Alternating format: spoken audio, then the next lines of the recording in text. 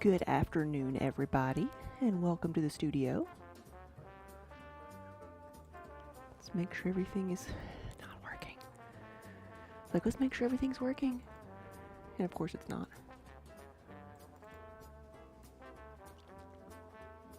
Minnie is still there, and she is still in that exact position.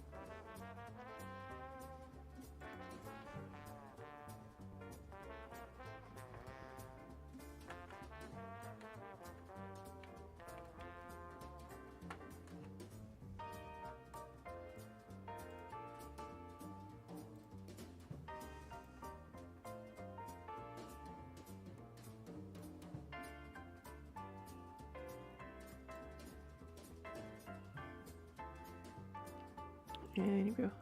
Looper, hey!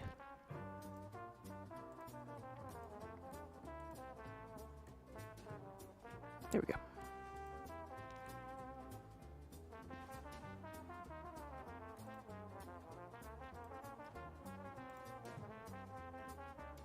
There we go. All right. So what's on the docket today? Today I need to do utensil holders and apple bakers and brie bakers, and then maybe more mugs after that. But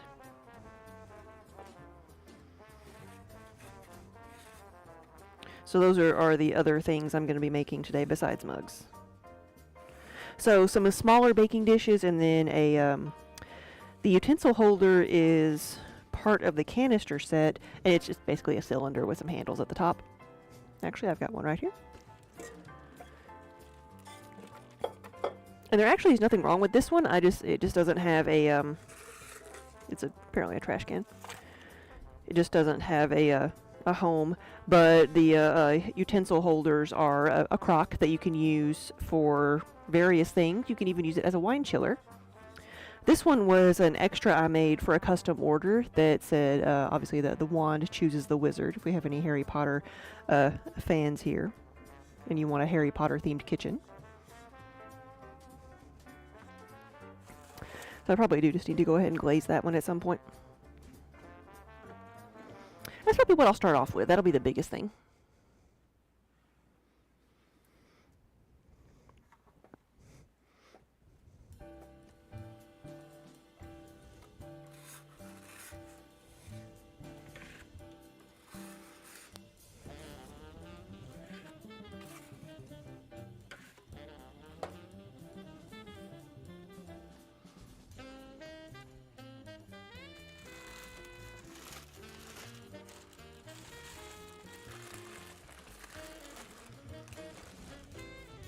So we've gone from like snowy and icy last week and -5 to now it's like at least 60 degrees. It's been raining for 3 days. And it's humid, so nothing is drying out. So from one extreme to the other. But I shouldn't complain. At least it's not snow and ice.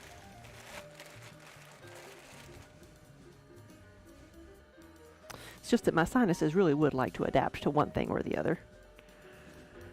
This is 3 pounds, so it's like the same as I would use for a pie plate or a dinner plate. Let's see if I can find one of my sponges in here.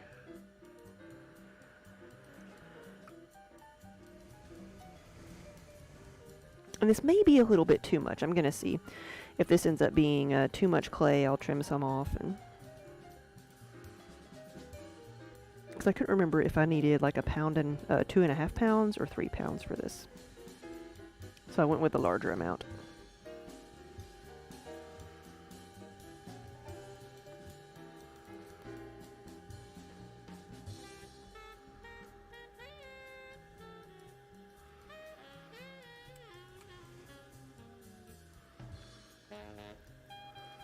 I want it to be roughly as wide as the tile, so 6 inches.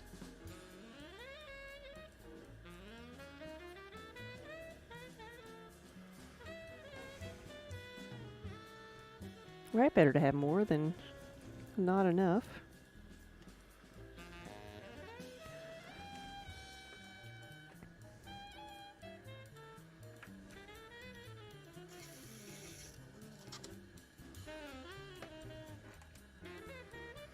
So I've made several canister sets before, like different sized crocks with lids and everything, and I always make a utensil holder to go with the set. But most people just wanted to buy the utensil holder, so I started just making these by themselves. And it works, and I've customized a few of them.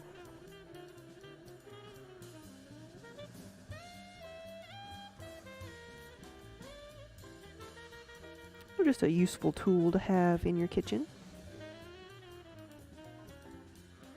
Charred Wings, hello, how are you?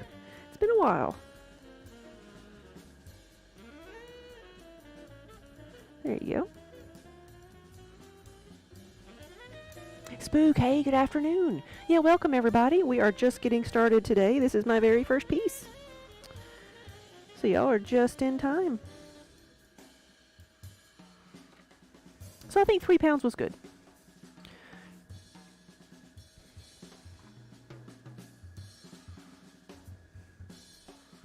That one is like, I feel like it's wider at the top than it is at the bottom. Debating on making this one a little bit taller if I want to mess with it more.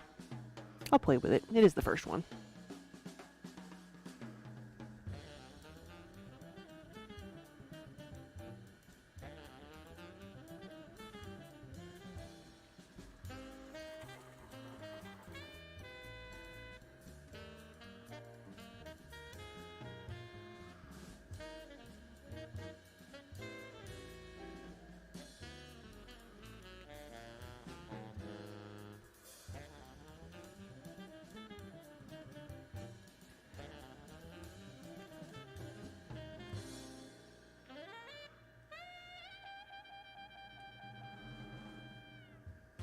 Would that make any difference?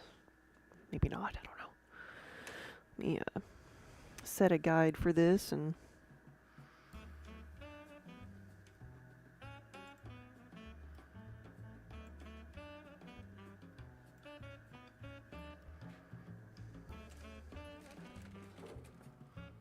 let me find my wire cutter.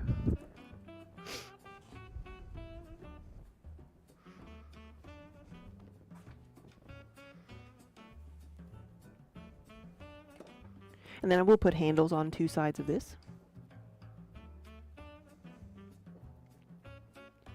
Oh, you just started your GED test. Well, good luck with them.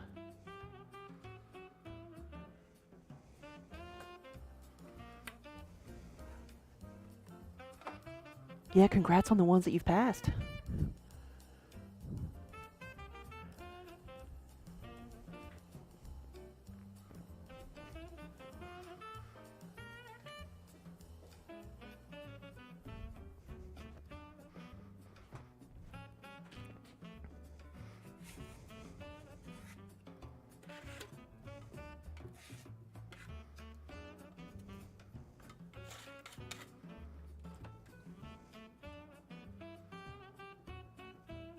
You've also, like, drawn 14 pieces of art this month? Whoa.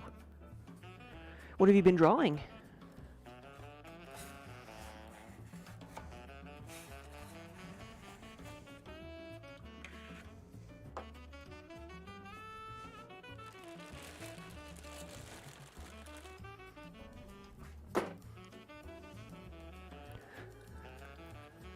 Your own characters?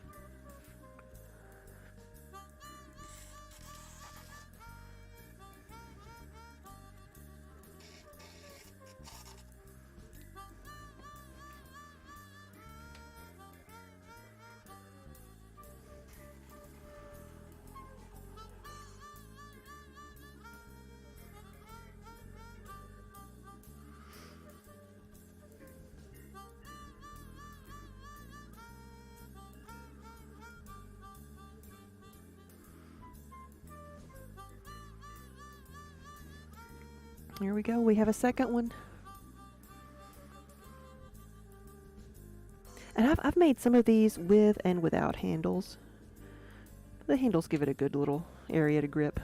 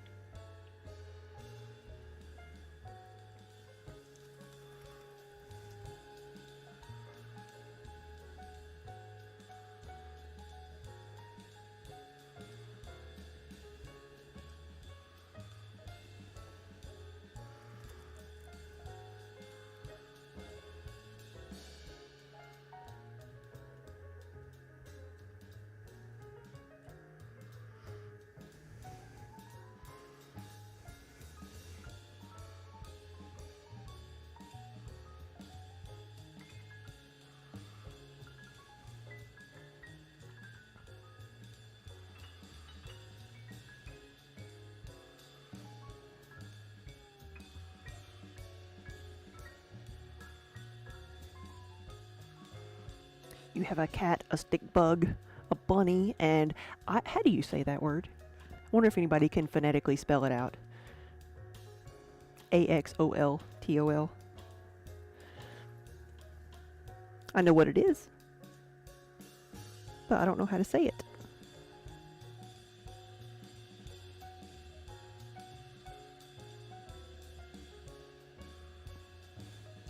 And also, what has made them so popular right now? Because I see them everywhere.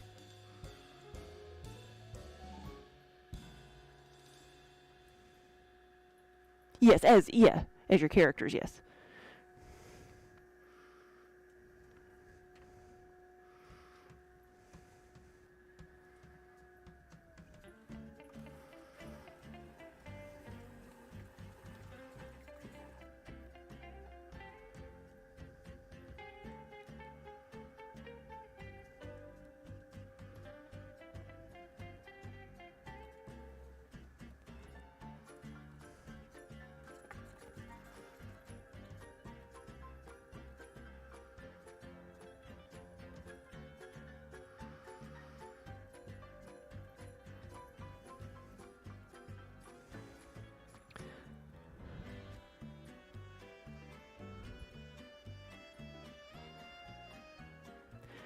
So you do start out by saying axe, okay.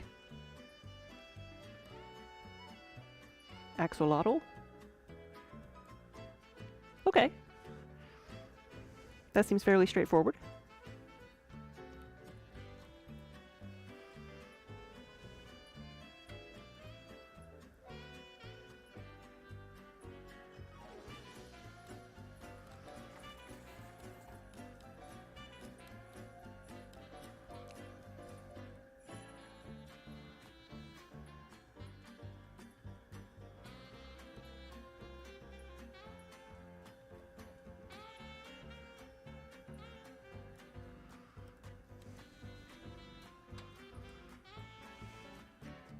Hey, Kira, you see a mini nose. She is pretty cute over there. Let's see if hopefully this won't wake her up. There she is. Now I'll get out of the way.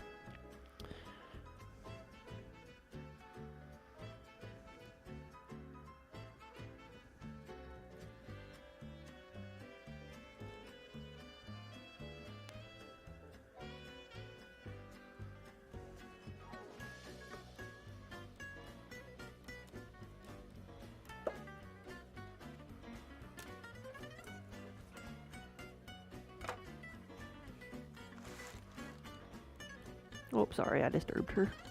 And now she has no head. There.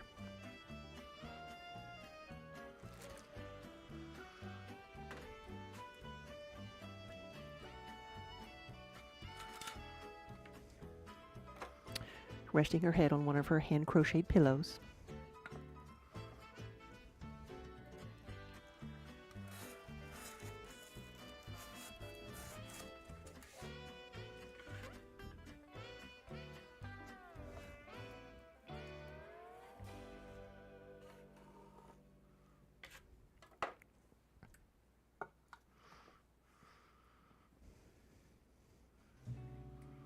Oh, are you at our library? Aren't they having a book sale right now?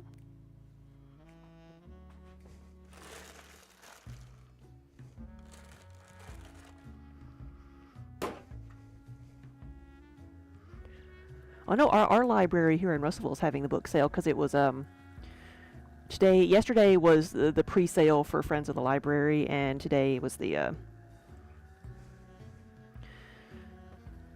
is all the books are $1, then tomorrow they're 50 cents.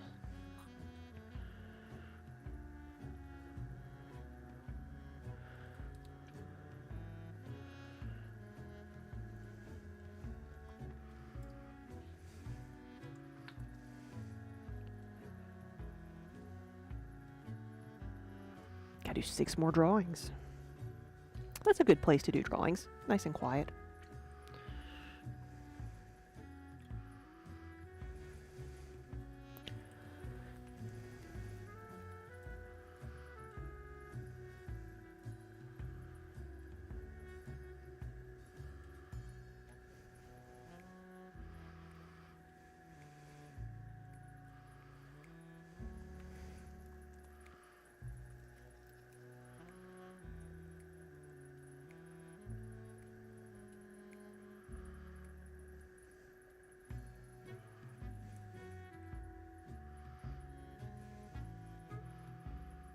Is this like an online challenge you're doing, or is this just something you've imposed upon yourself?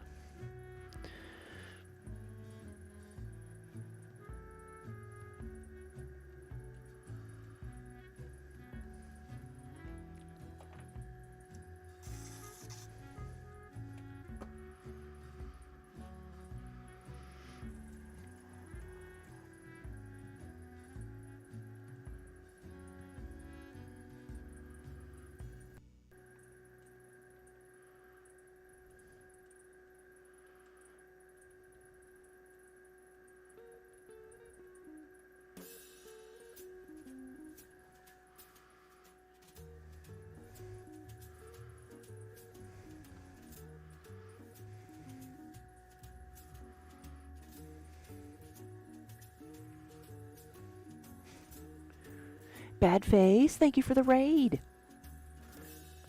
Welcome, everybody. I need to make this one a little bit taller.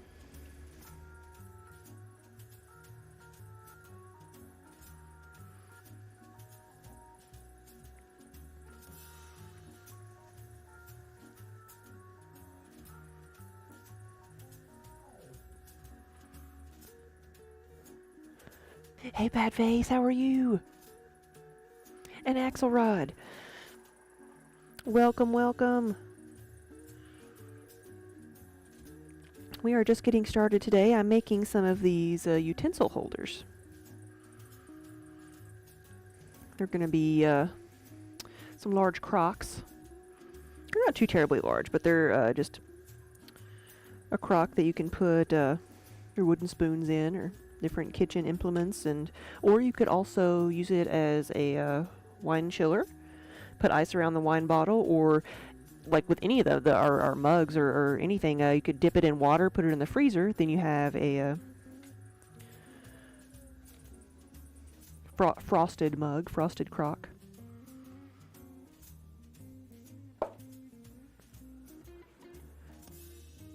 Oh, bad-faced. Yeah, get some rest.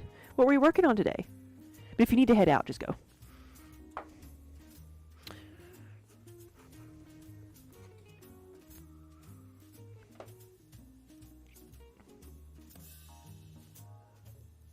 Oh, I missed it. I'll have to go back and stretch. Let me move these out of the way.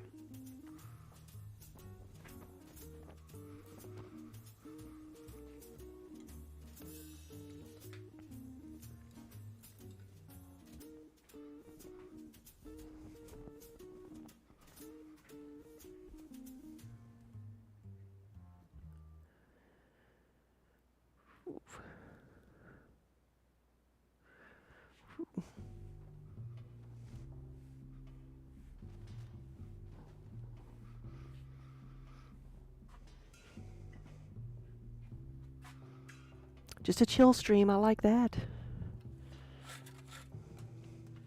Now you need to mimic Minnie and curl up in a cozy spot and go to bed.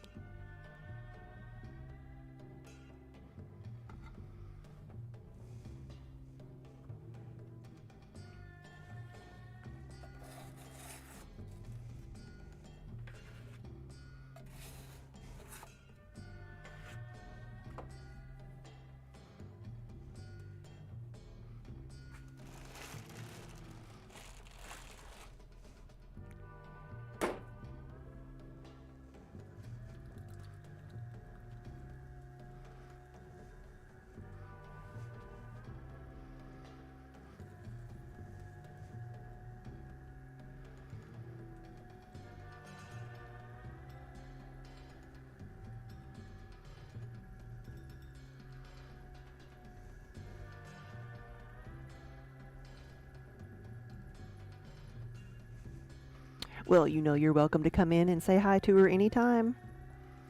Though, you're more than likely to get Kiba. Minnie will come to you, but she's hesitant at first. She has to get used to you for a little bit.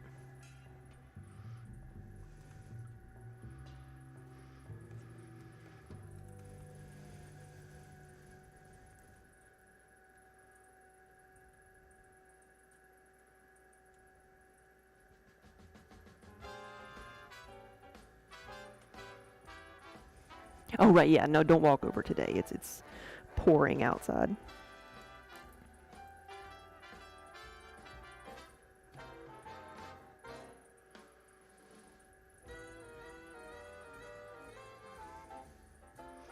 You know what? I don't know where he is. But he is like Beetlejuice. If you say his name 3 times, he will appear.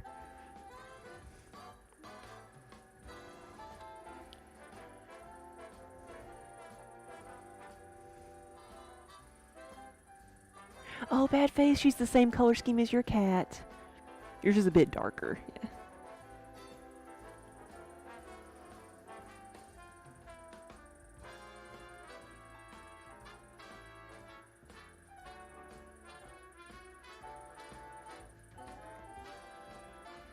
Yeah, you can see most of her markings there. She has the tuxedo face, and then she has white feet.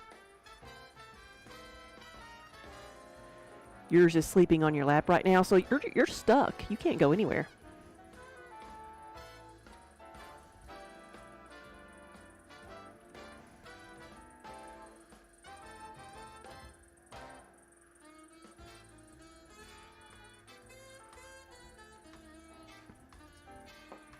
Yeah, do a little bit more off the bottom.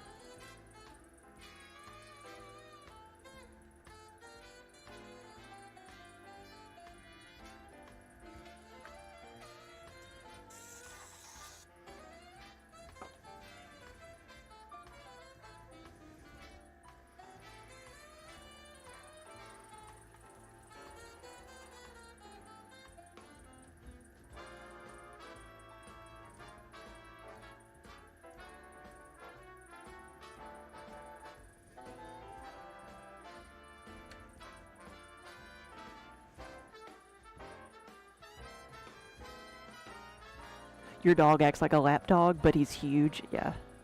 He's a boxer pit bull hybrid, but he wants to be a lap dog. Yeah.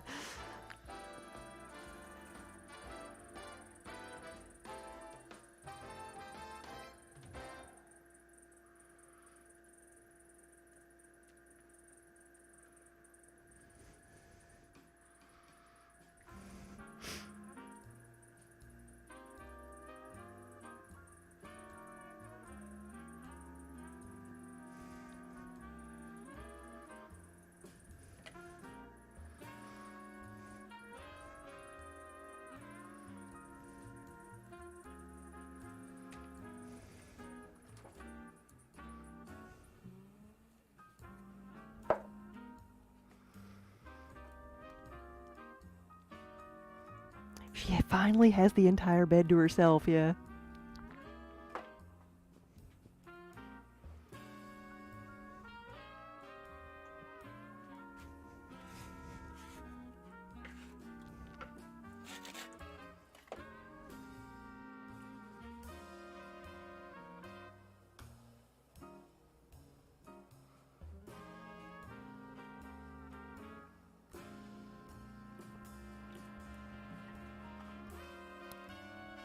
Oh, Axel, your cat hates you. You constantly break the cat code. If you need to use the bathroom or a stretch, you just pick him up and carry him with you. Yeah.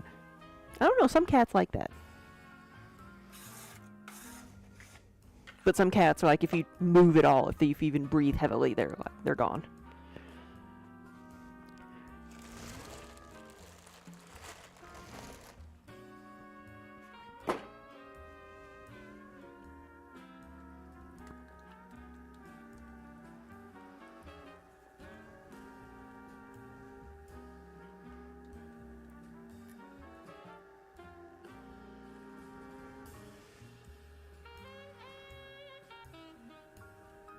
Yours is like Minnie now in a deep slumber.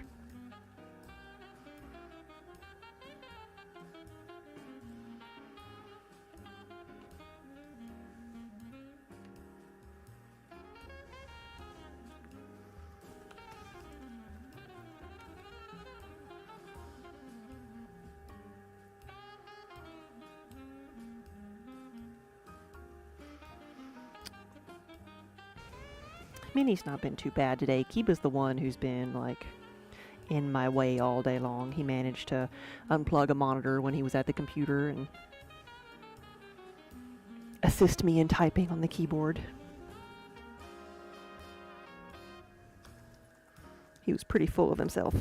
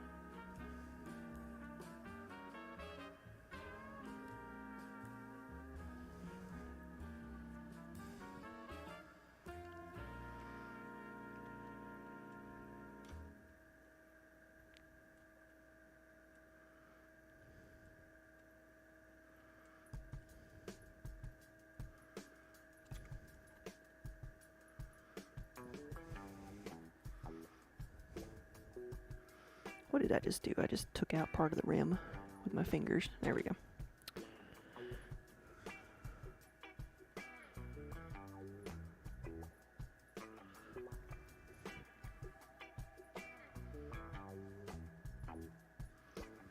Oh, are you about to, like, get a haircut? Chop all your hair off?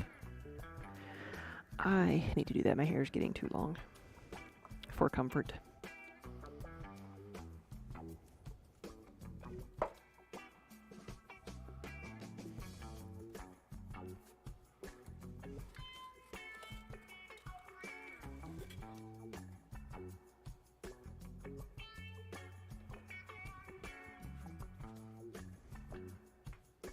Oh, Axel, is yours called Scout? Your Scout loves to type to your community when you're online. Oh.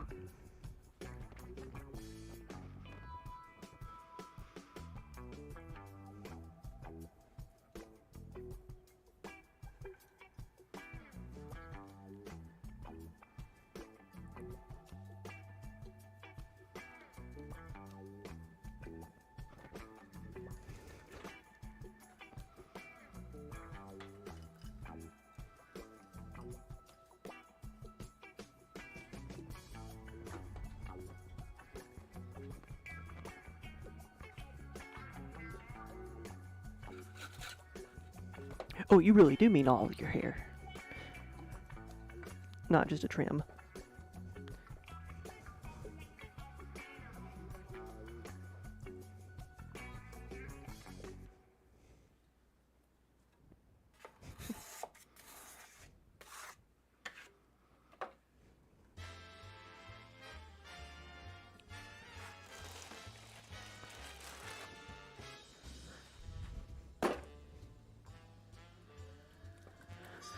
Your cat has awoken. Oh good, you're unstuck.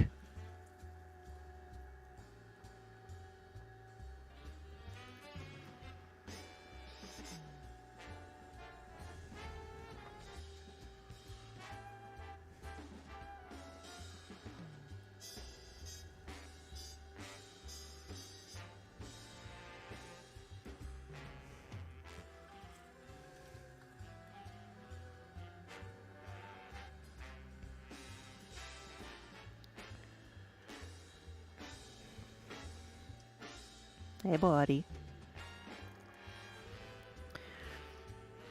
That's not a view everybody wants to see, buddy. Come on. Come on. Come on. There you go.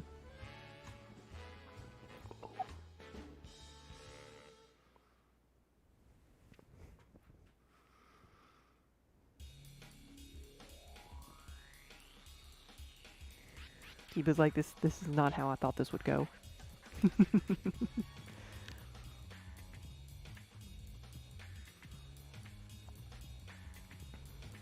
Here, I need to share my water.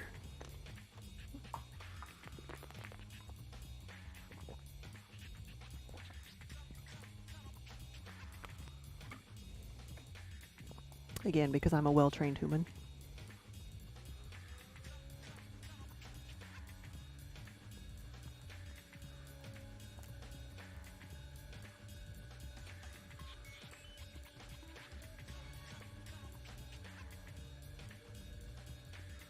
Thank you.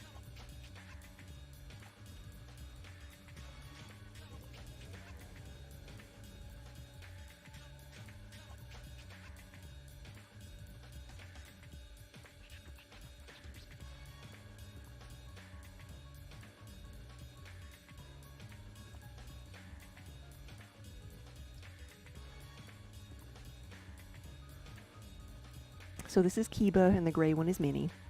And let's bring this back over here.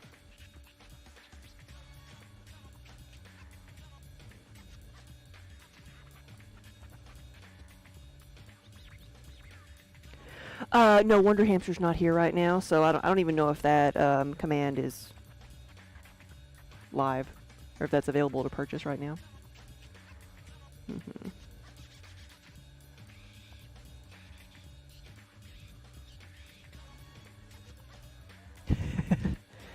It's like, why is the petting spot all wet? Minnie's on my cushion. You came up here to get pets.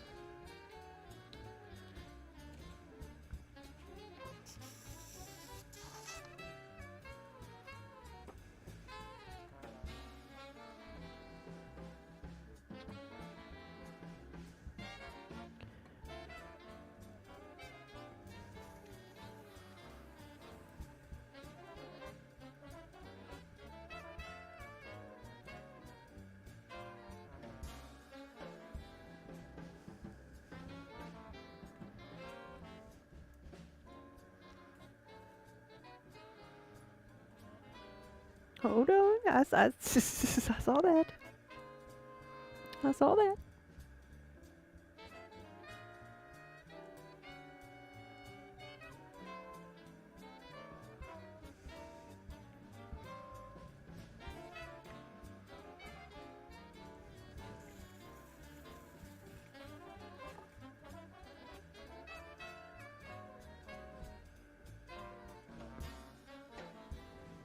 Oh, I got your ear, didn't I?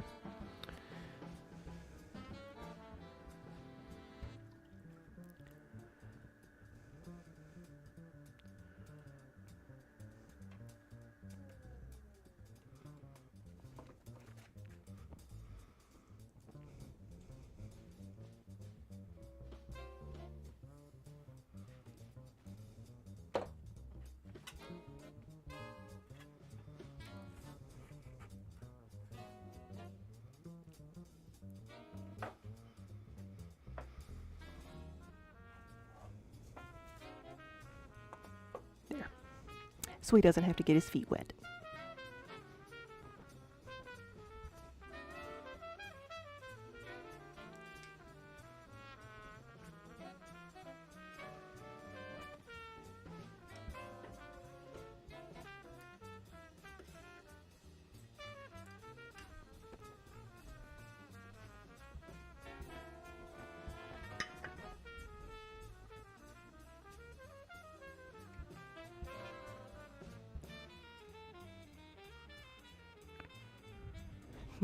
Right, front and center stage.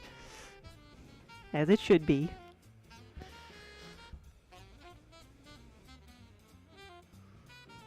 It's like, why are there no pets? Cuddles. You wanted to cuddle. You wanted to cuddle. There we go. We're gonna cuddle. He's purring. He's purring.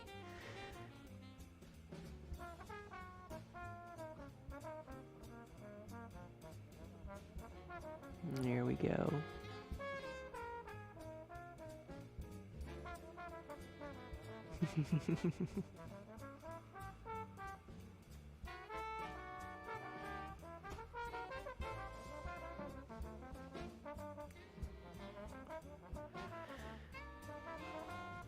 Ready to go for a spin?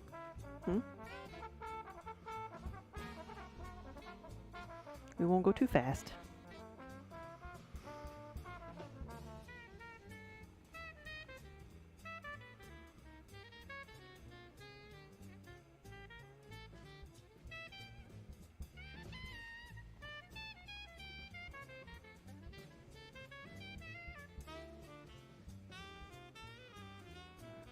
See, he lets me do just about anything as long as I pet him.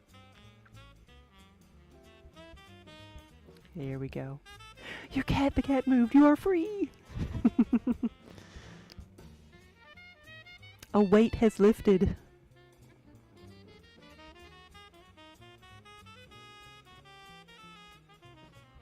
Yes, sir. I shall continue. Right. Sometimes you get him in all three cameras. That was a nibble. See?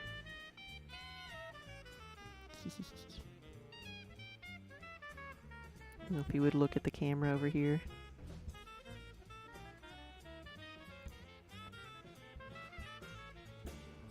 It's like, oh no, he's getting ready to plop.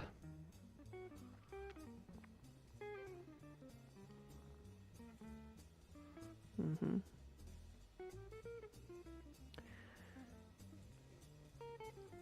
See if you can get him to look at the camera. There he is. Freakonomics, whoa, thank you for the sub. Thank you so much for using your Prime sub here on our channel. Wells Jenny, hello. Kiba, you are so spoiled.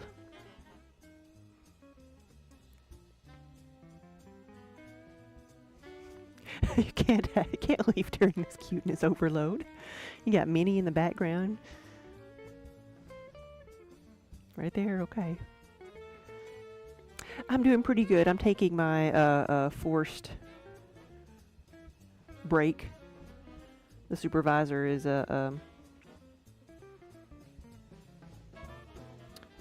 making sure I don't overwork myself.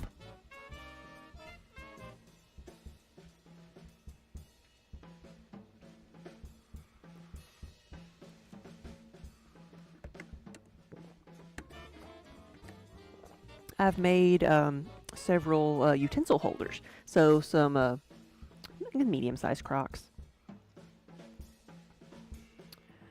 I'm going to move on to making some small baking dishes, which are going to be little brie bakers, which are just going to be shallow round dishes, and then apple bakers.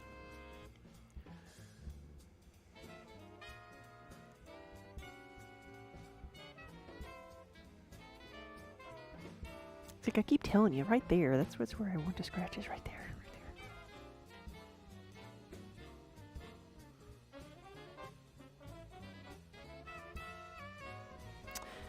Scout has decided that your office is a bad spot since he doesn't get the pet quota in there or playtime allotment. Yeah.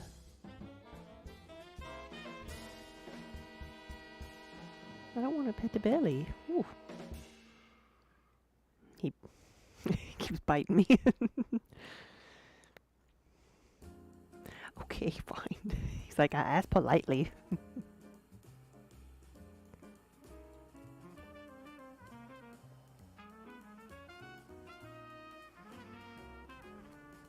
Oh, you said you wish your cat will let you have cuddles. Oh, do you have a non-social cat?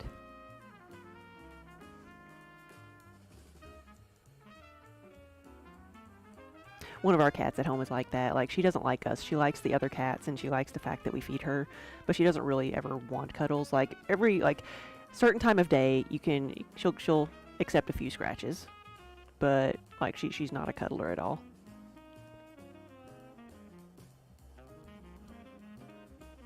Kira, oh no. We had to say goodbye to Trix in October. And I didn't make a huge announcement about it. I didn't make a big deal about it, but she went downhill super, super fast. So we do not have Trix anymore. She had a kidney failure, and she just lost a massive amount of weight really quickly, and there's nothing that can be done. So that was like October when we had shows almost every weekend, and we were getting ready for that, and it was just one more thing that was like stressing us out, but. There was nothing else that could be done. She'd been on medicine for years and had gotten it under control, but it just caught up with her. She wasn't very old. Yeah. Oh, thank you guys. Yeah.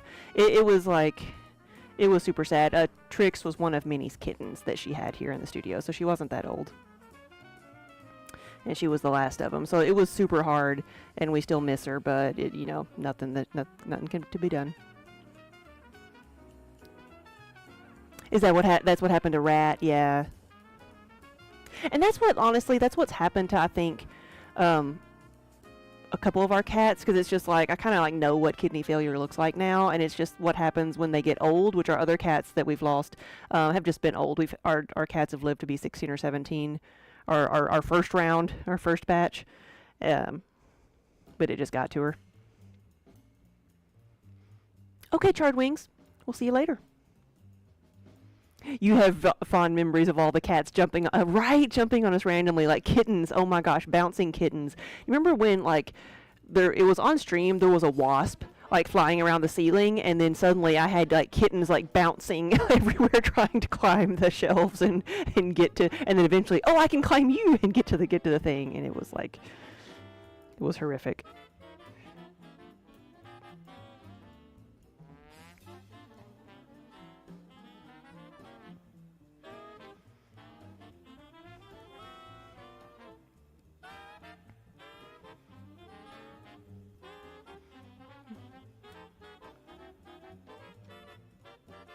Yeah, Tuck's just landing on me from the ceiling, yes, because especially when I was in the front of the studio and he would get on top of our lights and just be like, hey, Hooman, you'll catch me, right? Like, of course I will. Just let me go get a stepladder first. Oh, your kitten loves to fly. Oh, gosh. Minnie yesterday, she had a bit of drama yesterday, but last night, she was just super needy and rubbing against my legs, which she doesn't always do. And so I bent over to pet her, and I just saw it in her eyes. She just wiggled her little butt and jumped on my shoulder. So I stood still and let her do it. She used to do that a lot. And there was a video I know I posted. It was a stream video, and I know I put it on Facebook and Instagram. But it's from a couple of years ago, so it may not be there. I couldn't find it on my phone. I couldn't find it anywhere. But it was of when Minnie was in here. I was glazing, and Minnie just followed me around, and I didn't realize she was there. And she just scaled my back, and then stayed on my shoulder and wanted pets. I can't find it anywhere. So I don't know if videos and stuff, clips like that, get taken down after a while.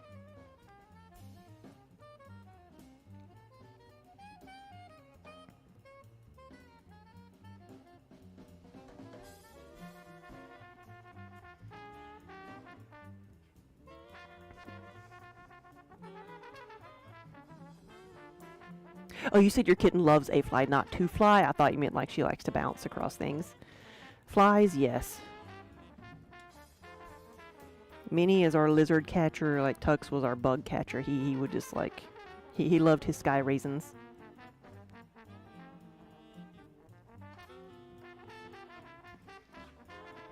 All right, Kiba, don't you think that's enough? Never.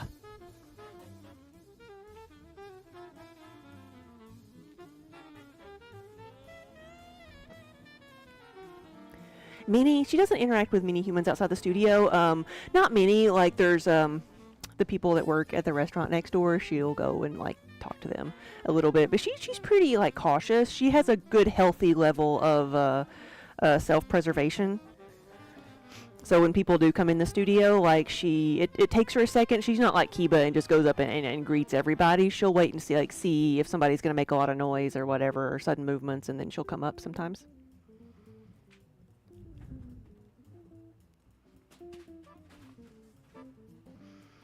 Oh wow, yeah, you were serious. I'm gonna do this now.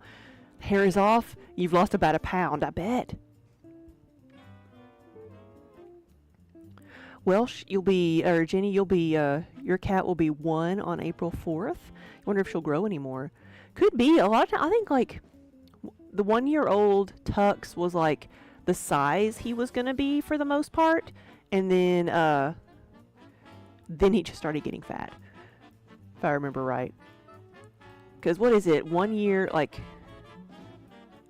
I want to say like 6 months in cat years as a teenager, and I forget now. What is it? I used to know like how to gauge like what the age of a cat.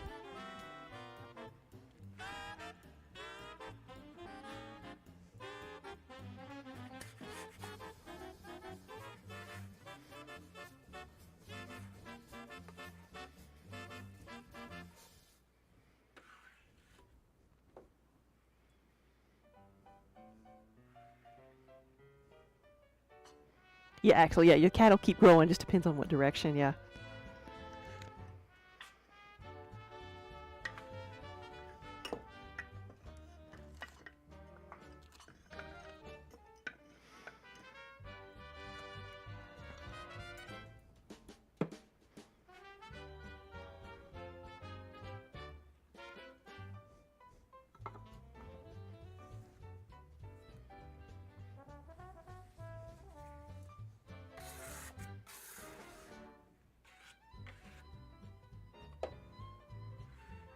It's like they develop really quickly and then it slows down. Because I remember reading that like a 5-year-old cat is in their 30s. Like,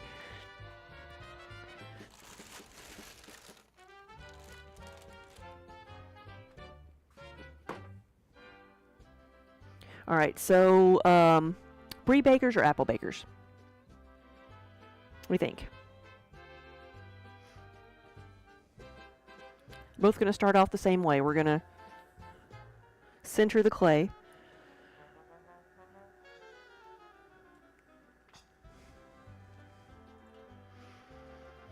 I'll do this, start off with a brie baker.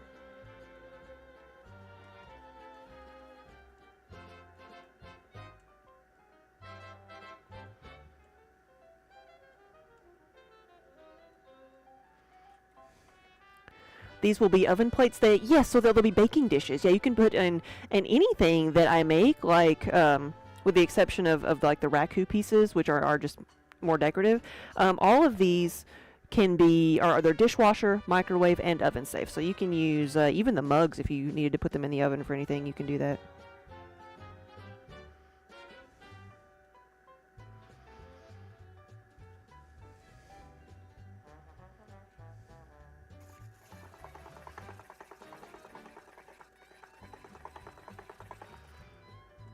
With these, it's easier to gauge. I'm just using the tiles as my gauge to see how wide they need to be.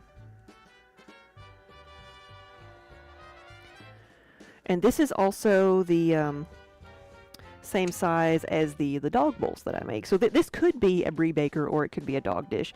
I made some of the slow feeder dog bowls.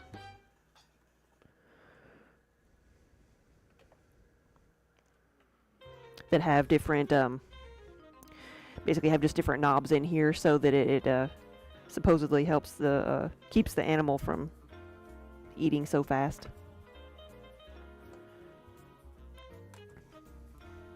Different clay for different uses. For the decorative stuff, yes. But for everything else, like that's meant to hold food and drink, it's all the same clay, all fired the same way.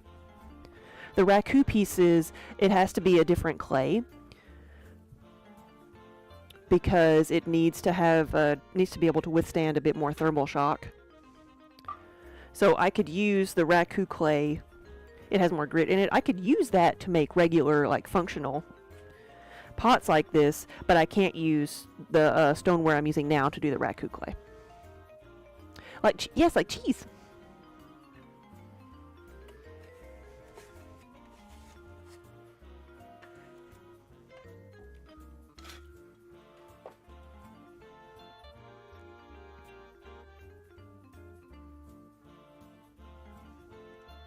Yeah, there's all kinds of recipes out there for brie, but like one of the simplest is just have your brie, add a little bit of your favorite like jam or preserves on top, and put it in the oven, melt it,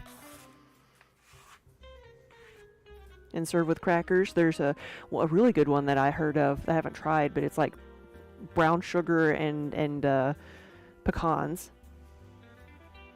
And I'm like, what does not make... What does brown sugar and pecans not make better?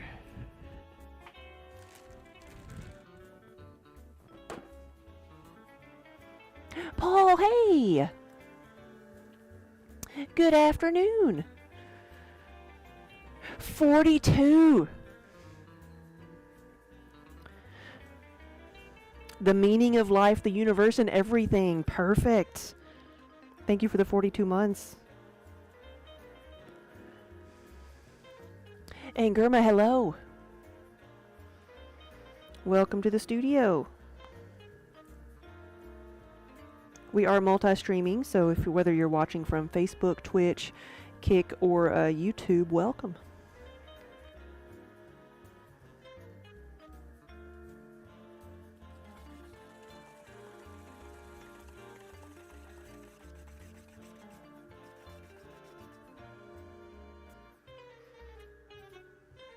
And the glazes are the same for these. Yeah, I mean, yeah, any of the ones you see here, the ones you see on our website,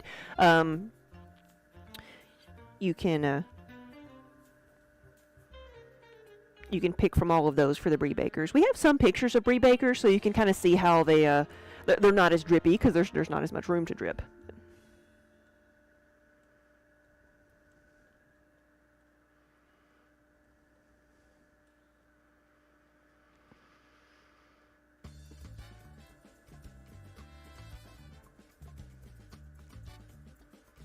How to get what to work on Facebook, Paul? Oh, how to do like I see. I'm using Restream.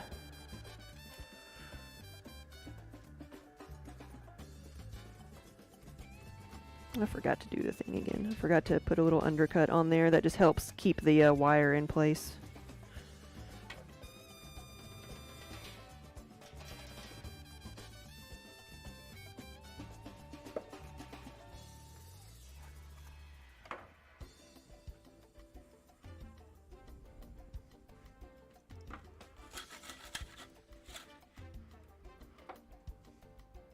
How do I know if the base is thick enough? You measure. I kind of can do it by feel, and I don't always get it right. So I may accidentally cut through one of these, and then I know it's too thin. But as I'm like opening the piece up, I could stop and measure. But I don't need it to be super precise. I try to leave a little bit more for these because they're wider.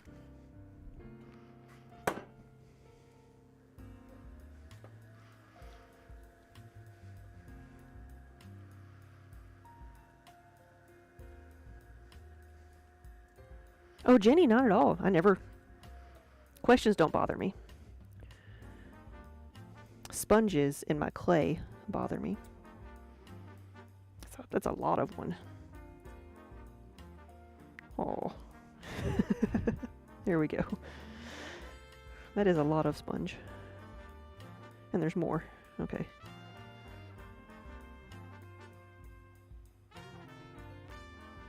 that's just a little bit. All right, let's try this again.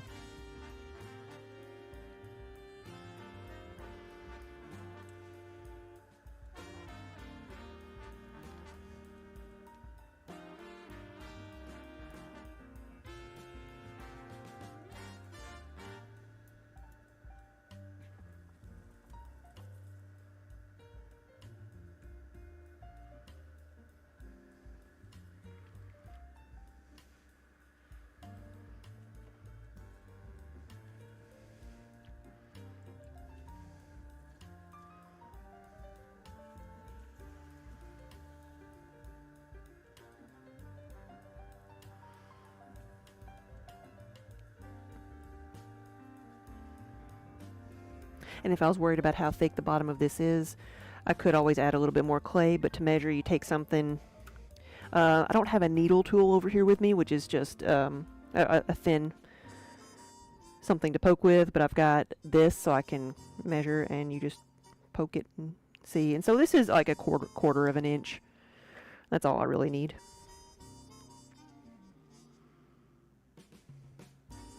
Oh, Wonder Hamster. Hey, we had someone here looking to do a, to redeem a pun. There's a question for you. I don't know if Charred Wings is still here or not. If you're wanting to be witty.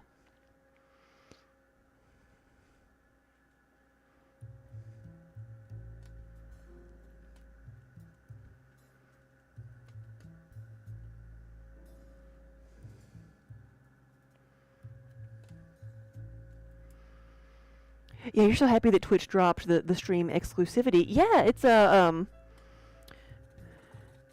something that they announced at TwitchCon this last year. And so we've been taking advantage of it. Here we go.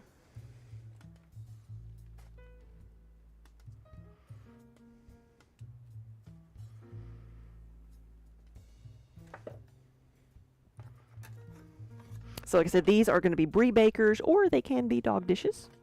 Either or.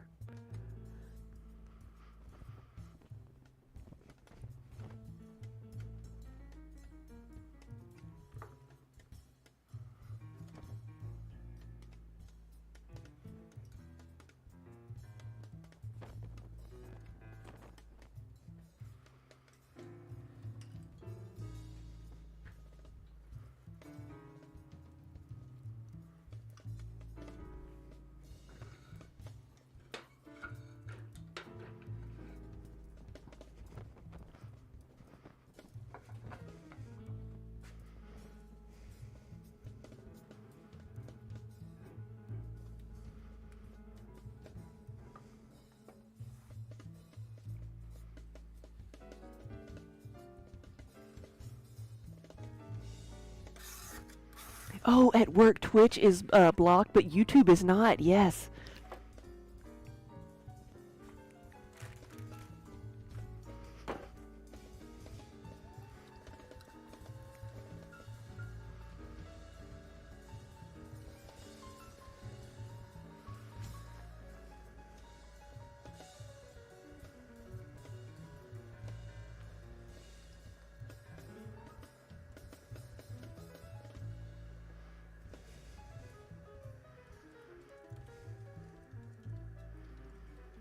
YouTube is educational. No, that's. I remember when I worked at the factory, that was the reason they had allowed access to YouTube when a lot of other sites you couldn't go to, because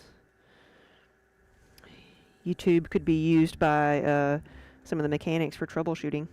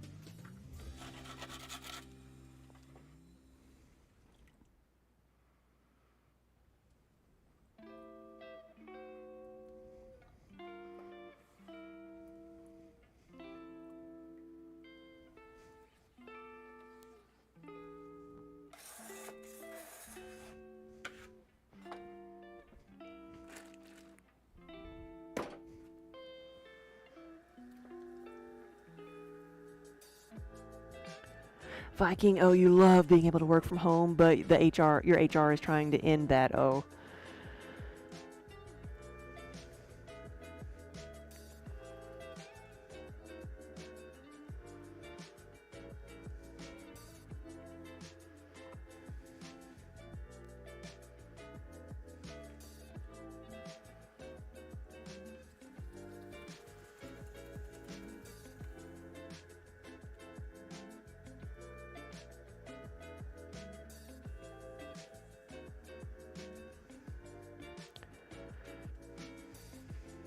Nolan, like what type of company monitors that much? I mean, a lot of them, yeah.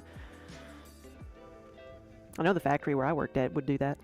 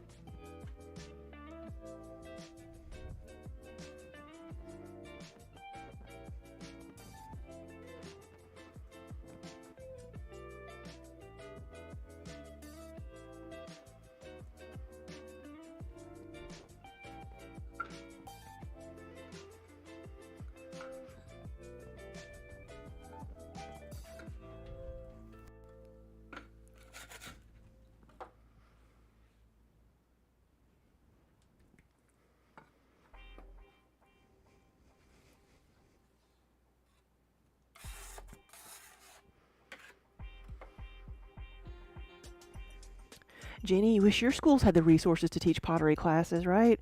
You don't find many around here either. Like, I didn't get to, I never took a pottery class till I was in college.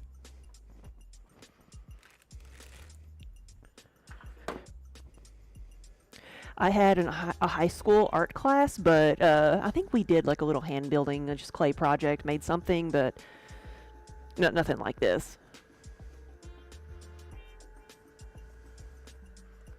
Yeah, most schools barely have an art budget anymore.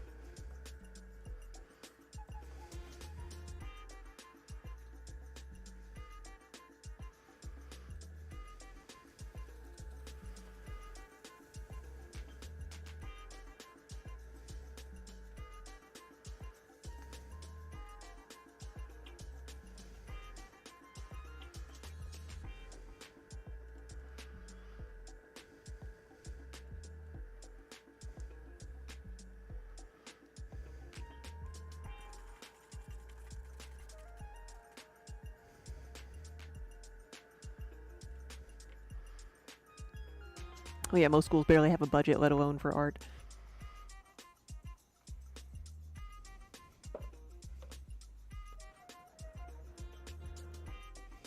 Yeah, yeah, salt dough, that dough you can cook and make things and show your parents, yeah.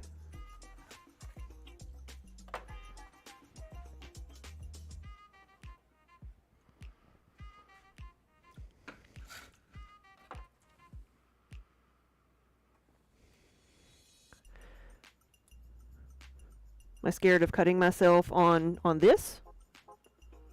No. I probably have before. I don't usually touch this area. I have a healthy fear of this thing. I call it the metal rib of death because it will. I don't haven't used it for these pieces, but on the mugs I use it because it can make things rounded. Because it's flexible, but it's just a thin sheet of metal, and it will cut you so fast you don't realize you're cut until you just start bleeding.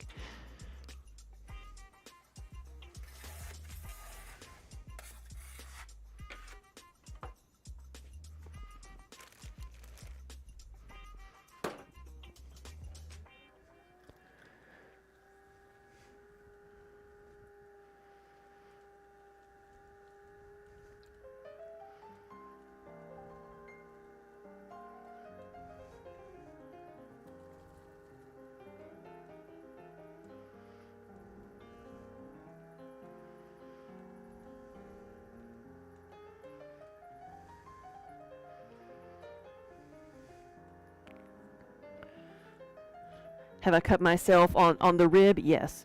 That's why I call it the metal rib of death.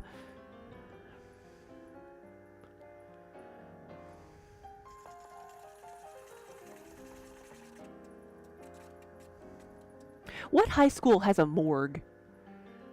So you had a medical embalming class? What? I mean, we did the whole like dissecting animals thing in like biology and stuff, but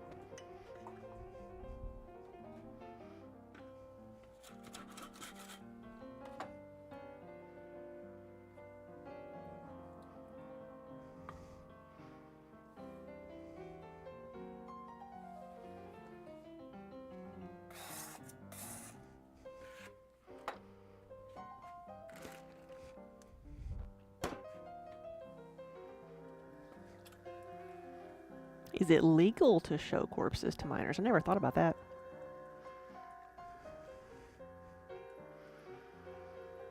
One of my middle school science teacher, he was a taxidermist on the side. So what did he do? He would bring something in and skin it for us.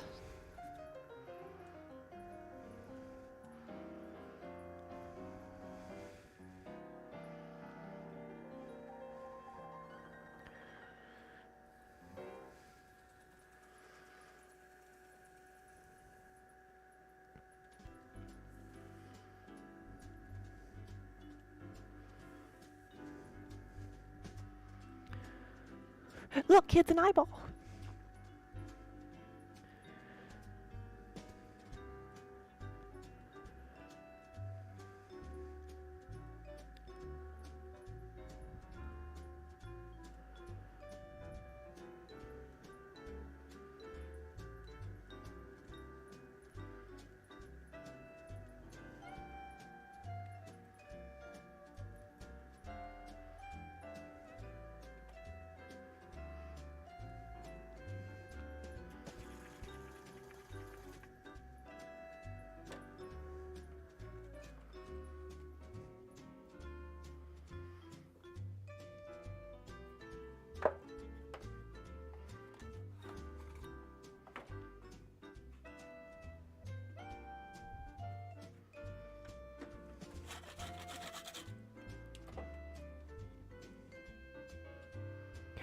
You did. You had to cut up an eyeball. Ooh.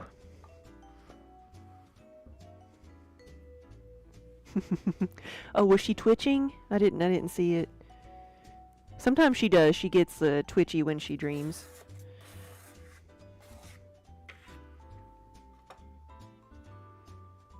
It had a medical wing in the basement, so the school and hospital was in one. Is that why? Because they were all connected, so that makes more sense.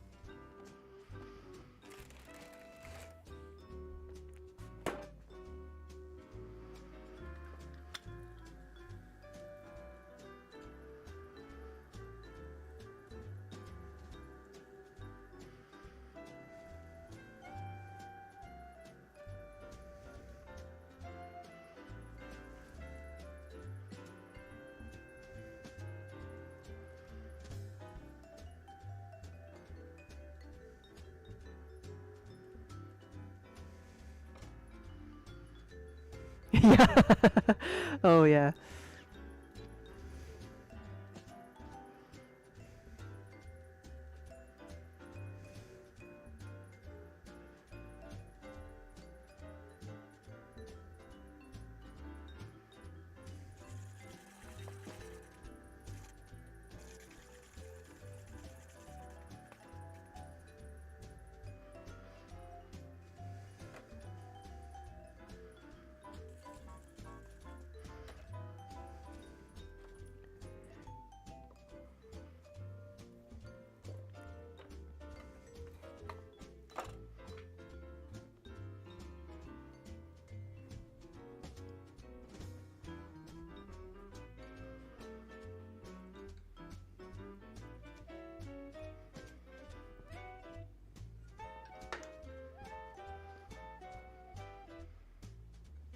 Okay, we have 9.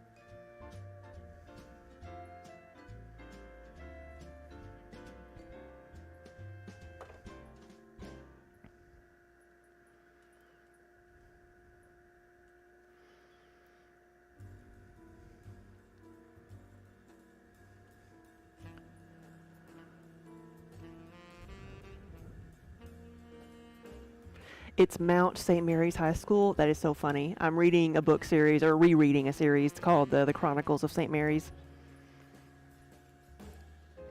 It's one of my favorite book series, but it's like a time travel adventure sci-fi series.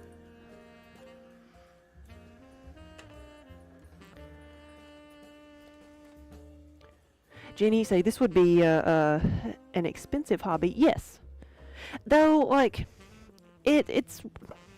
it depends on how you look at it. Like, the main equipment you need are going to be like a kiln first. Like, if you're doing wheel throwing, then a wheel. But after you have those, it's like an expensive initial setup. After you have those, like, clay is cheap. I mean, relatively, like, it's, you buy your glazes and your clay, and you know, it's not that bad compared to something like, you know, people who are using expensive yarn to knit or crochet or weave with. You know, that's expensive all the way around.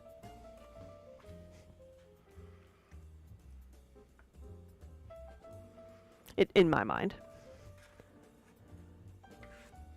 But this takes more of a dedicated space, which is more of a factor usually than startup cost. You need time travel to save the kids from looking at corpses.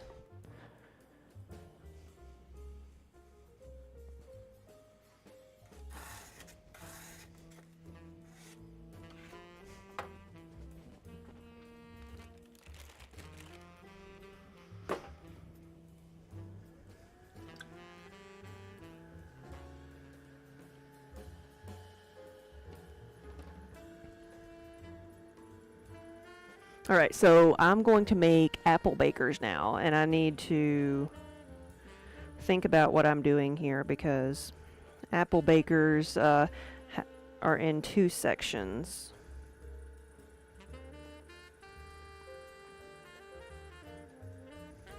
Actually, I think I did this wrong. I think I need to do the part in the center first, so this one may not make it. Hey, Crystal Wolf. Let's see.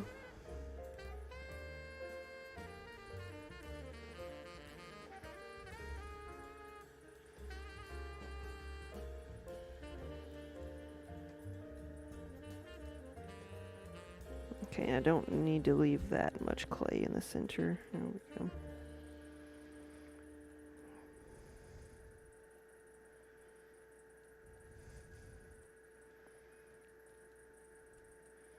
So an apple baker is a baking dish that has a cone of clay on the inside that helps it cook more evenly, cook from the inside and the outside. So you would core your apple, put it in the bowl, and then add whatever toppings you wanted to add, and then bake it in the microwave or the oven.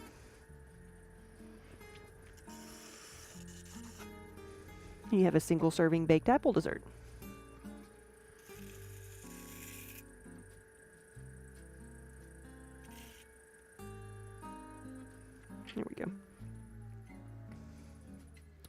And then I'm going to give this the same little ruffled edge that I give the berry bowls and stuff.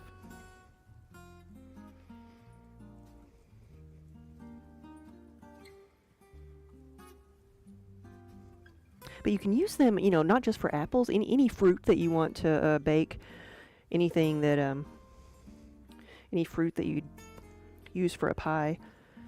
Warm it up, add sugar, or even use some like biscuit dough or croissant dough to make a crust. Or you can use it for potatoes, or even there's a good recipe for French onion soup. But that's it. Yeah, it's like a little bunt pan.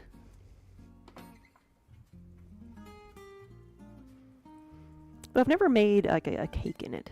Not sure how well it would release since it's not fully open. The sides aren't like straight.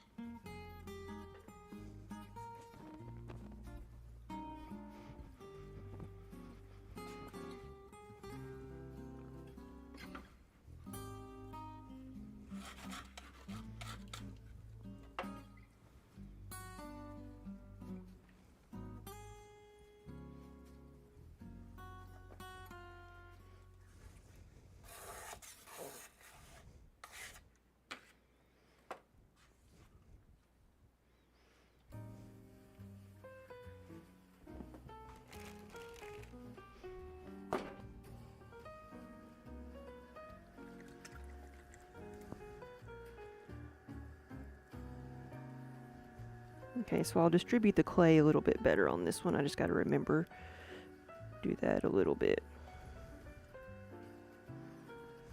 And I'll do this part first.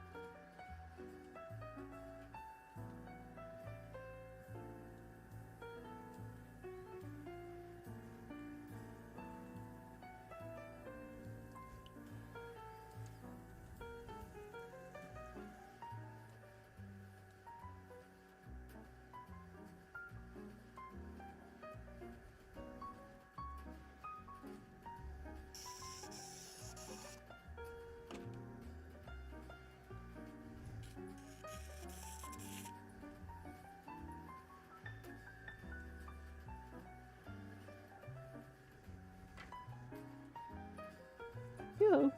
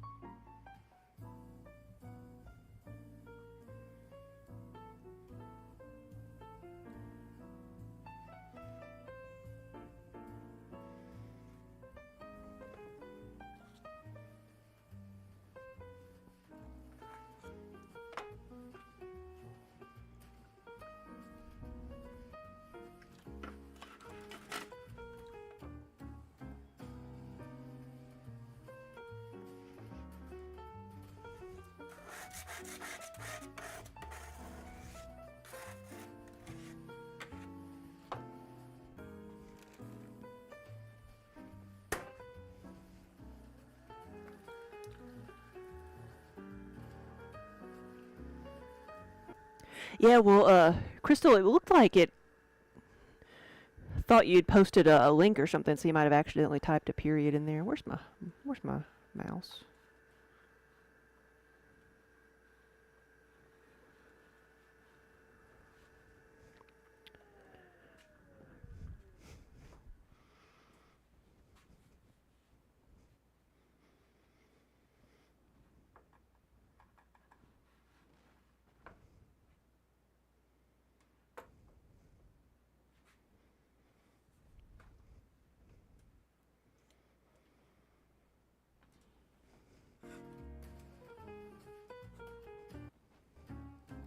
Okay. There we go.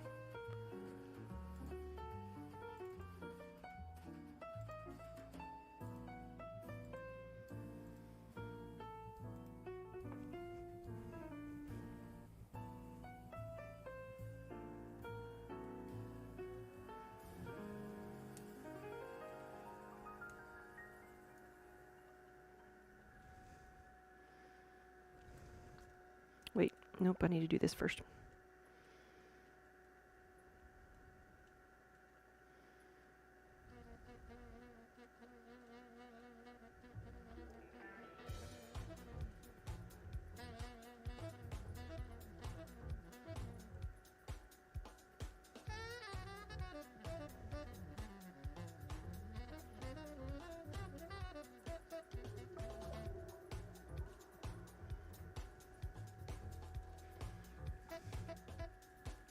Right?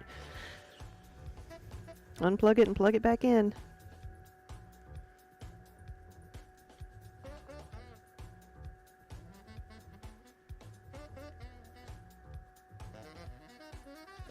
Kara, hello! Whoa, really? You found us when you were roaming the town during the last solar eclipse? Yes, that was 2017. Sounds like so long ago now, doesn't it? You bought a yarn bowl and you've been a fan ever since? Well, thank you so much.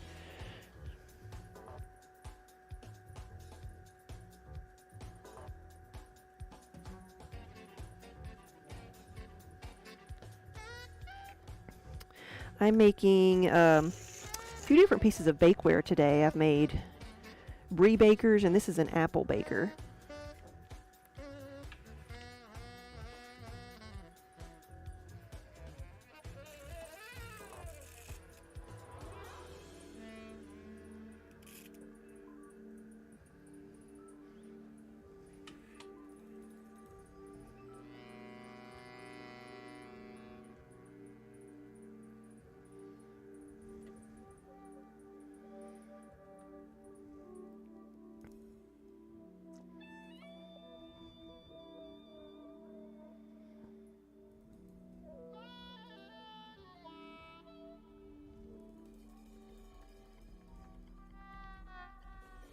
There we go.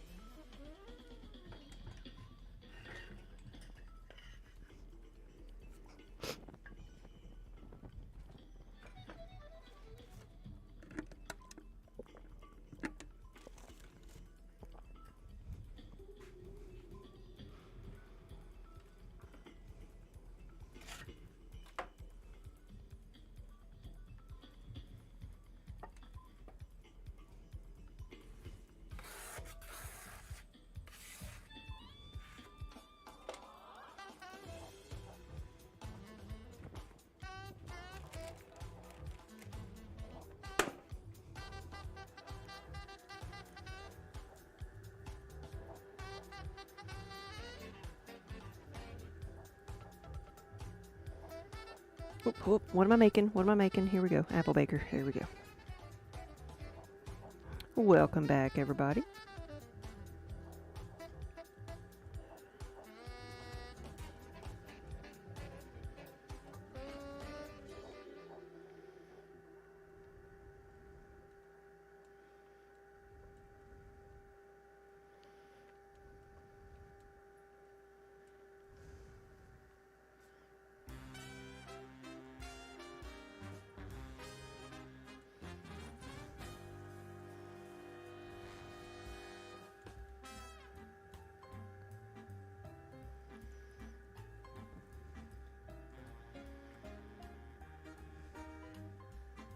So, Jenny, is every piece made by me, or are there other people who work here with me? So it's me and Daniel and one other.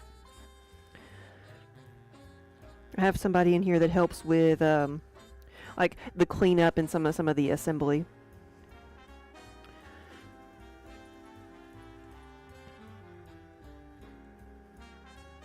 because there's a whole lot of like nitpicky parts to the process.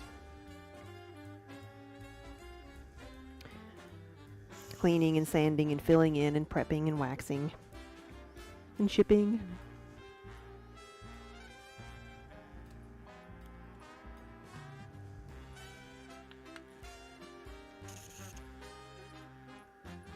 There we go.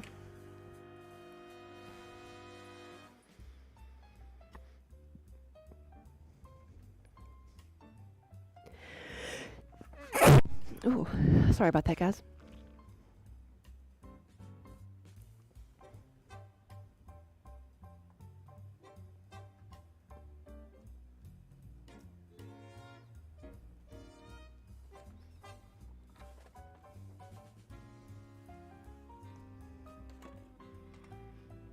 Thank you.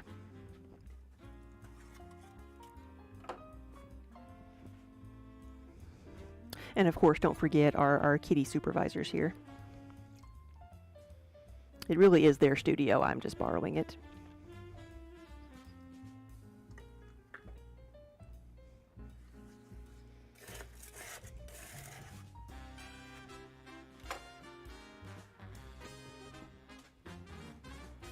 As she was about to do, she was about to start licking this.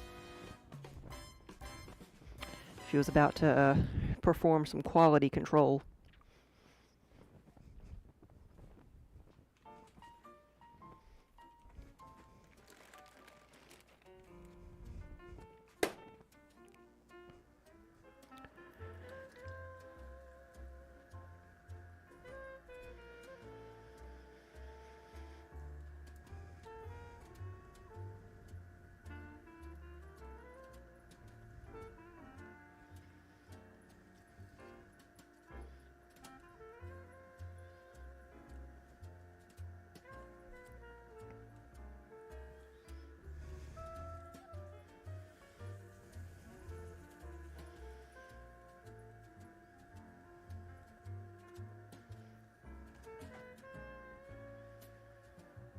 Also, it's nice to know there may be the odd cat hair or paw print in the clay. Now, there's 2% cat fluff in every single piece. That is guaranteed. I did it again. I did the outside before the inside. Oh well. Let's open this up so hopefully I won't bump against it. As a matter of fact, I don't think the cat fluff can be prevented at this point.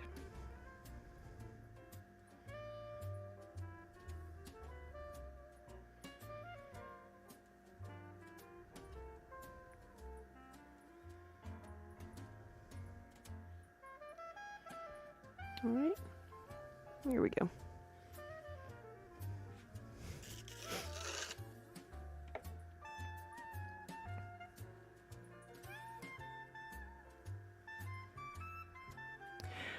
Kara, I'd have to figure out what that is first before I say yes or no.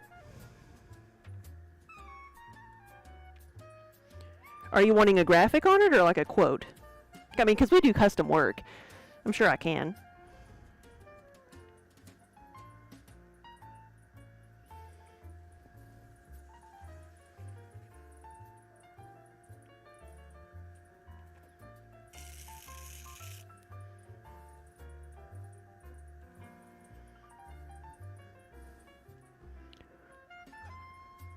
Yeah, you can message me through Facebook, or you can send me an email with like what you have in mind, if you have a picture or a graphic or just a quote.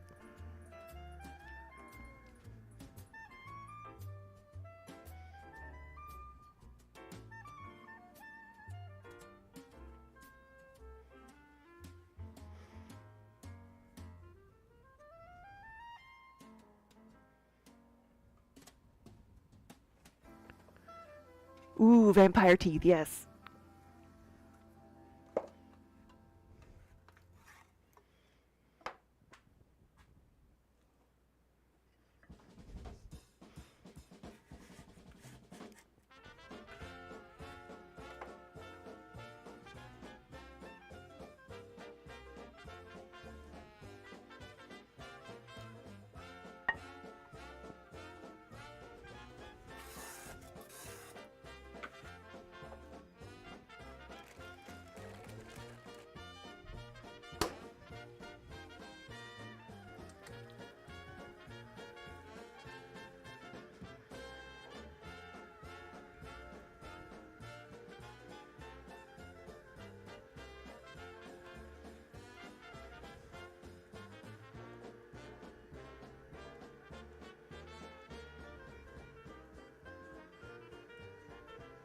Oops.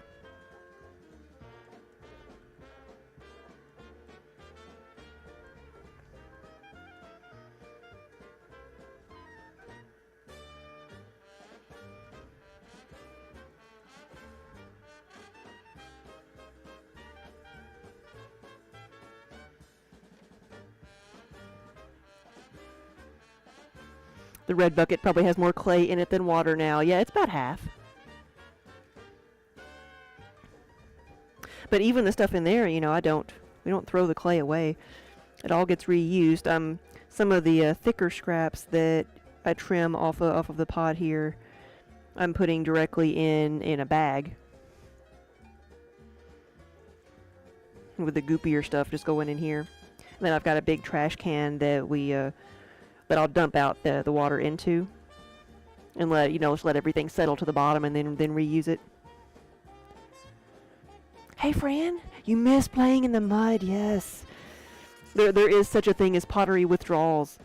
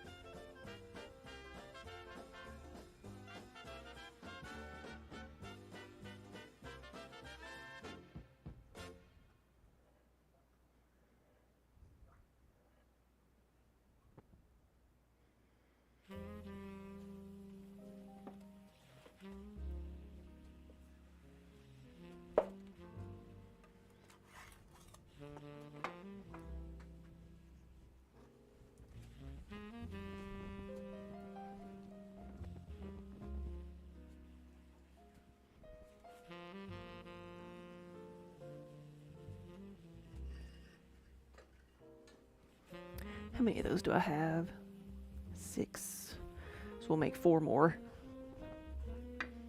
I'm building up inventory right now, so I'm trying to take all the forms that I make 10 of them, and then we'll decide on what color I want to glaze some of them. So I'm going to a wholesale show where I will pick 1 or 2 colors, glaze like everything in those 1 or 2 colors, and have them on display to take orders with. So I've got to decide what those colors are going to be. So you hope there's benefits to clay, or my hands must get raw being wet all the time. I mean, it's like dish pan hands. It's like, I get wrinkly fingers, but the clay, it dries your hands out. For me, that's the worst thing that happens, and it happens. It's obviously like affects me more in the wintertime when it's dry outside. But like today, it's been raining all day. It's not going to bother me at all. But when it is dry and my hands get really dry and start to crack, I mean, I use a lot of lotion to try to keep that from happening. But that really is the worst thing, because the clay is very smooth. I'm using a smooth stoneware, so it's not rough. It's not exfoliating. I have used clays in the past that had a whole lot of grit in them, and that will wear away at your skin.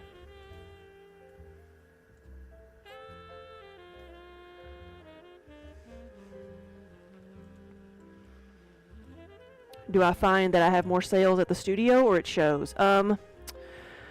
It depends on the show, and it depends on the time of year for the studio or our gallery, because the gallery is at a different location than the production studio here. So there's lots of factors. We have like busy times at both. We have really good shows that we go to, and we have, sometimes where it's like, you have to be at the shop because it's the busy time. But we do both because sometimes, a slow time at the, like this month, slow time at the studio because it's cold outside. Nobody's out walking around. So we went and did a show where you have a targeted audience.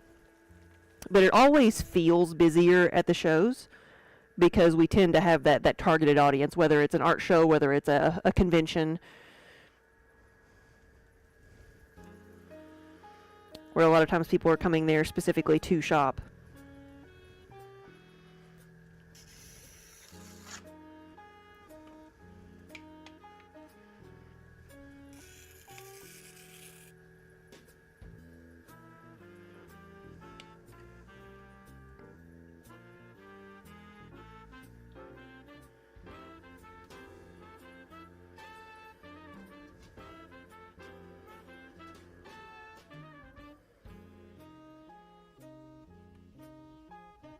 But it's the trade-off is like we pay monthly rent for our gallery, which evens out to be kind of like what we would pay per month for one of our bigger shows, or for maybe what we'd be paying for like 2 to 3 smaller shows in a month's time. And we have, while we were not committed to one weekend of sales, which may be hit or miss depending on the weather or, you know, whatnot, if it's an indoor or outdoor show, we have that same amount of sales spread out over a month at our retail location.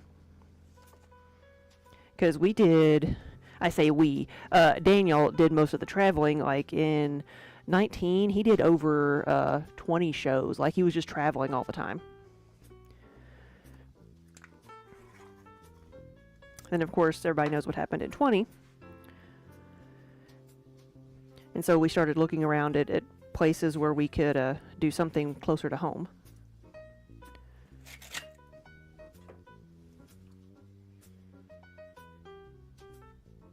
So we take the money we would have put into doing a ton of little shows, and we have a retail gallery now where we're also selling some other people's work. You know what?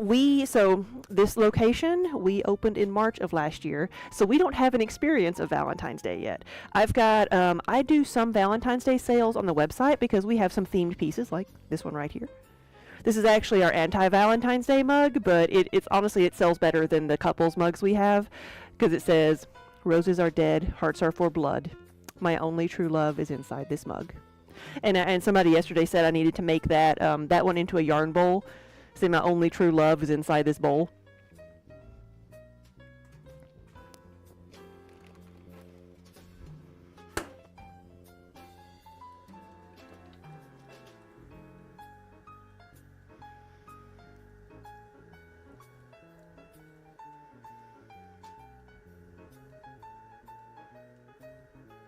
I don't know if I left enough clay there.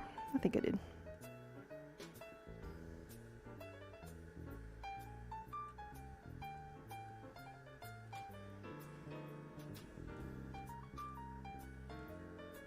But those, like that one is in stock on the website, so I promise I will wash it off if somebody chooses to buy it before I ship it out.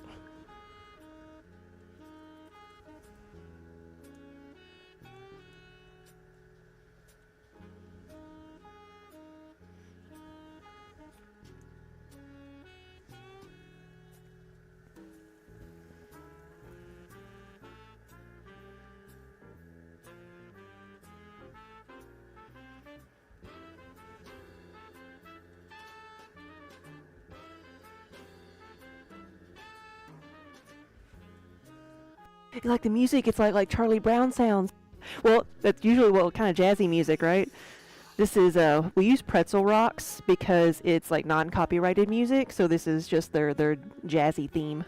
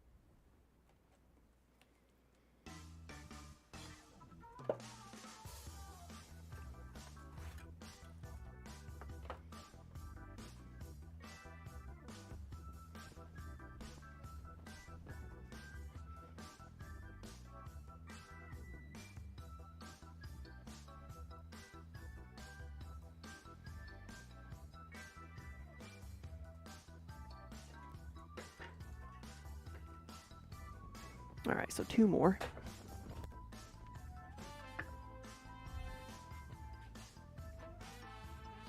Have I ever done like figurines or ornaments? Like I've done Christmas ornaments, but I don't really like. I just don't have time to do figurines. I do mostly just wheel thrown functional forms.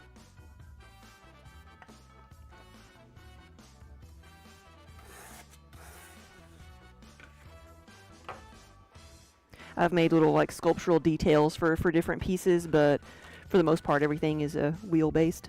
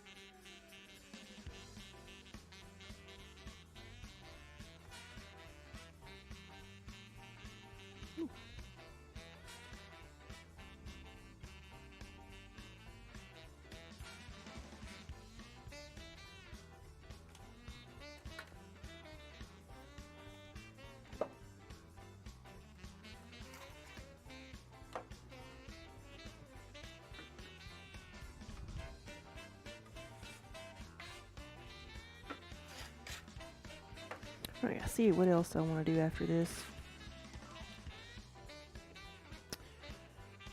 Could do more bottles, like swirly bottles for lotion pumps or oil bottles.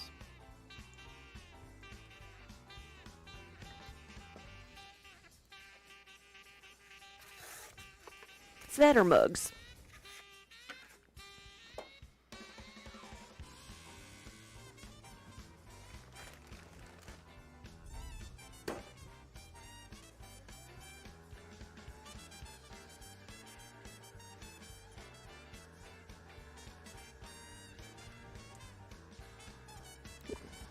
Remember what I'm doing here.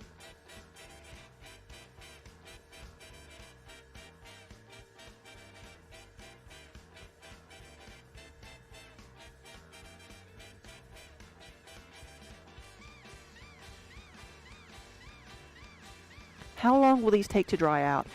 That really does depend on the weather. Like last week, I think they could have dried out in like 4 or 5 hours because it was so dry. And it was like -5 outside. Today, we're on our 3rd day of nonstop rain. It's 60 degrees outside, and you can feel the humidity in the air. So, like last night when I was making things, or yesterday when I was making things, like some of the pieces were left out for a good 6 hours, and they were barely dry at all. And I felt like I could have left them out all night, and they would have been fine, but I wasn't that trusting. So I covered them up, and this, like, I've had some of them left out all day now, and I could probably assemble them now, but, like, still, that really does depend on the weather. But on average, I give things, like, 2 to 3 days to dry out, just to make sure they're fully air-dried.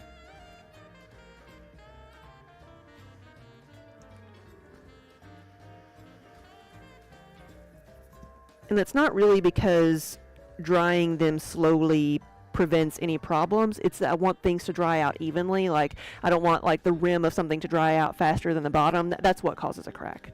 So sometimes I'll like cover up the rims and let the bottoms dry out.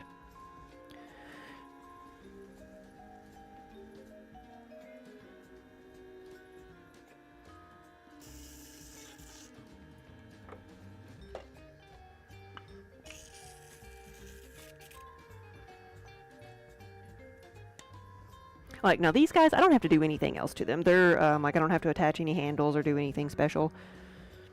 So I will just let these dry out however they feel like drying out.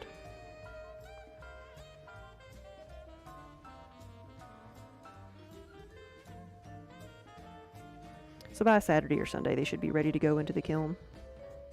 Because they have to be completely air dried before they can go into a kiln. These are apple bakers. This is actually the last one that I was going to work on today. So what you do, they're little baking dishes. So for an apple, you core the apple, put it on here, add your cinnamon, sugar, nuts, whatever you want to put on there. And if you wanted to, you could put like some biscuit dough or something on top as a crust. You bake it. The spike in the middle helps cook things a bit more evenly and more quickly. So put it in the oven, put it in the microwave, cook it for in the oven about 45 minutes, and then you've got your single serving baked dessert. Might be even quicker if you just chopped it up and put it in there, but have your single serve apple dumpling dessert. And since it's a bowl already, you just add some ice cream. And you're ready to go.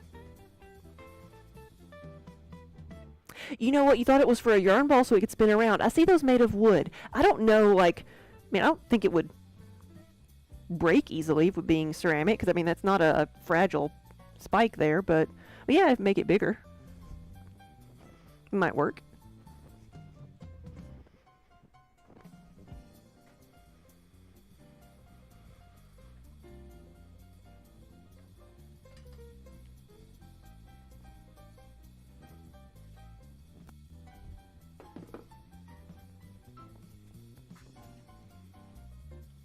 You were just typing that a scoop of ice cream would go good in there, yeah. Alright, let's see. I'm going to check on these pieces over here to see how dry they actually are.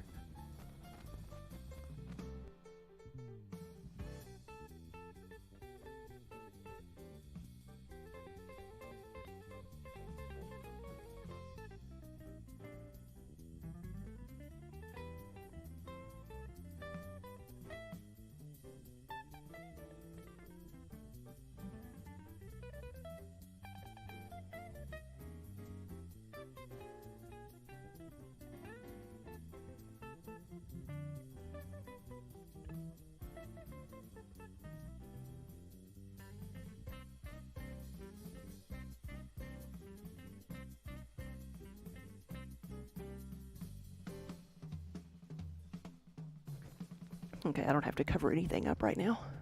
No kitties today. You've missed them. They've both been here, but they are, I think it's not treat time yet, but they're waiting on treats.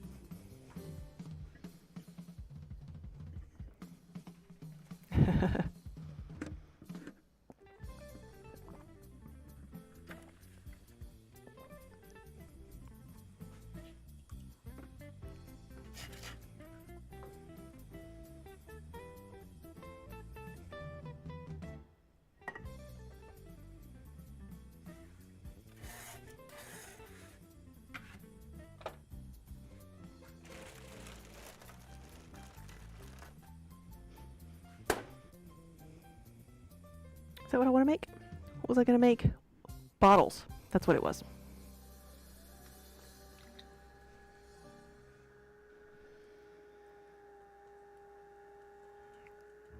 Now, I made oil bottles the other day. And this one is going to be a very similar shape, but they're going to be swirly. And they don't need the extra neck on the top, so they're just going to be flat on the top.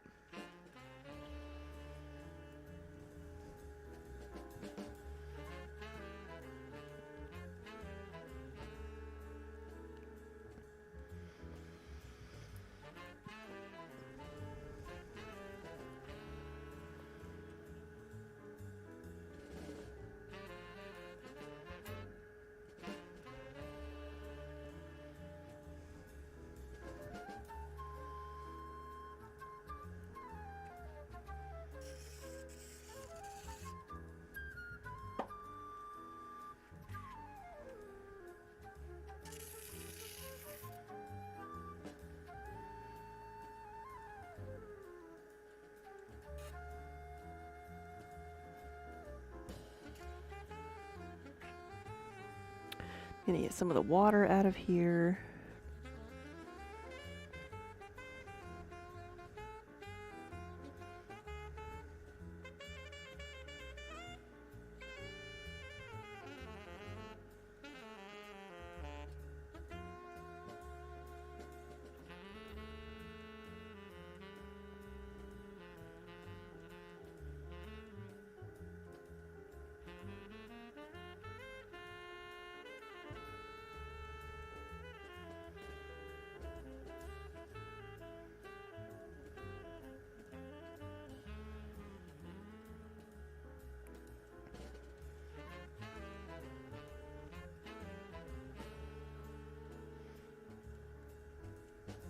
This needs to be a tiny bit narrower, but not a great deal.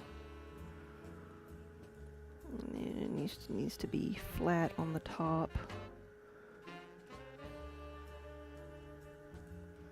Because I'm going to be gluing a collar onto it so it can be a lotion pump. And I can leave it like that.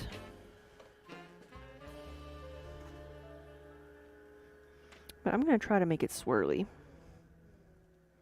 And like ruin all the smoothing I did on the top. First I'm just going to mark out where the swirls go, not without too much pressure.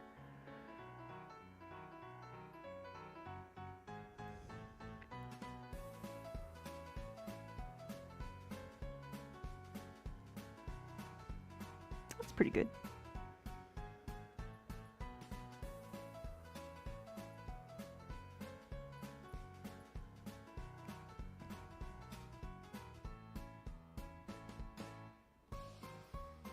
I'll probably just sand it flat. That'll be easier.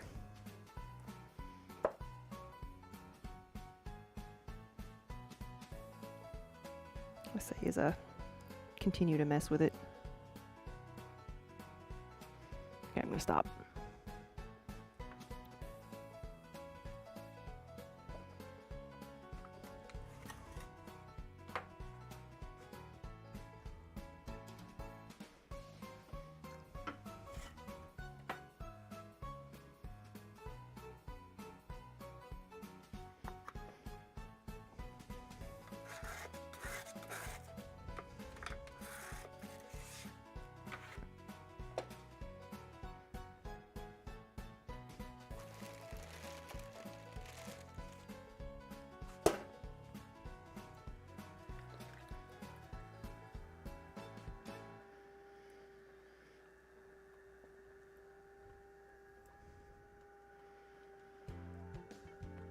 So we have one. Let's see if I can do another.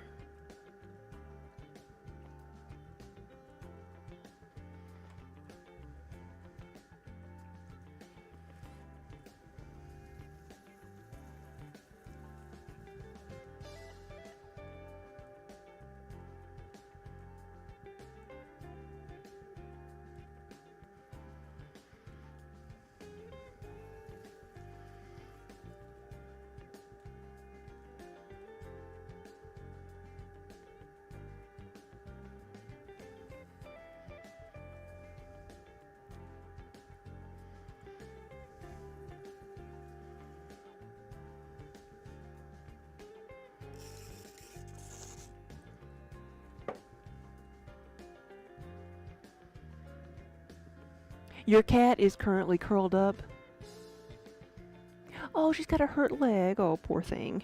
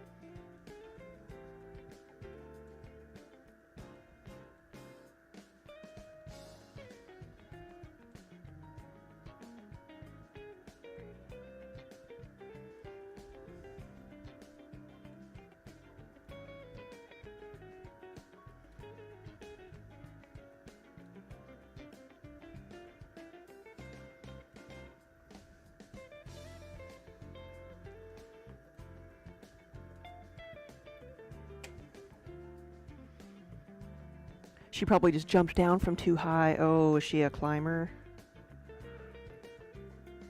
Yeah, hopefully it was that and that nothing like attacked her or hit her. No, this one is a little... I'm going to trim this one a bit because it is kind of bumpy.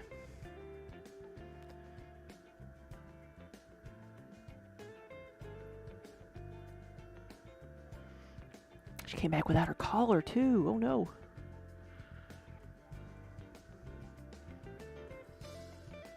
Yeah, our outside cat, we have a have the air tag on them. Well, Minnie has one too. So I could go see whose other house they were living at when they went outside.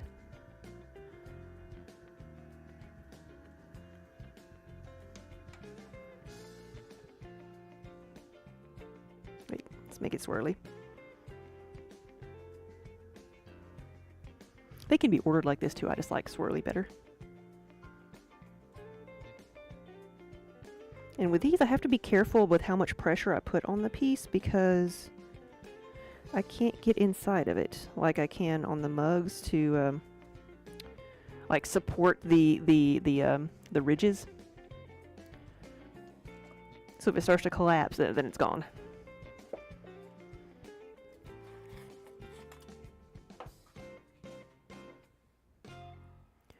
Oh yeah, yours lose their collars often. That would get expensive quick. Yeah.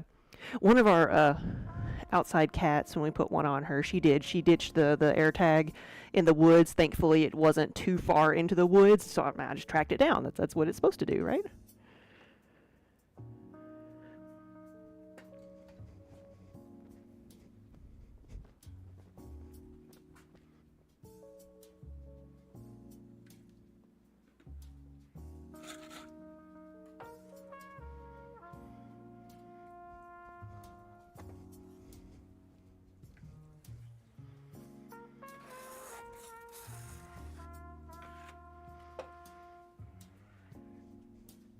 Oh, you buy collars in packs of 10, but you only have 2 cats.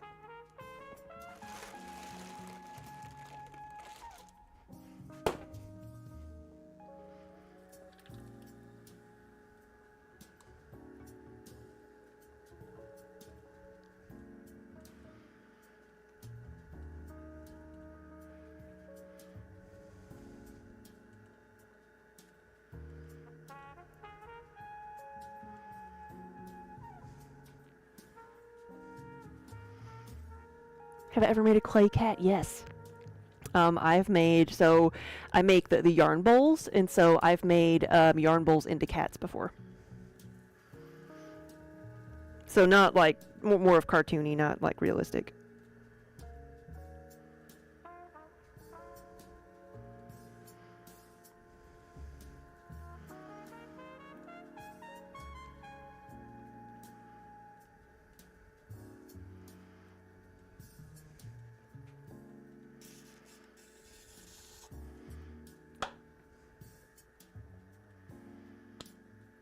I know, isn't it great? It's like this is the perfect placement for a shirt to wear with an apron. It's actually a cat like pushing a mug off of a table, and it says, "I do what I want." Like that's perfect. That's my T-shirt.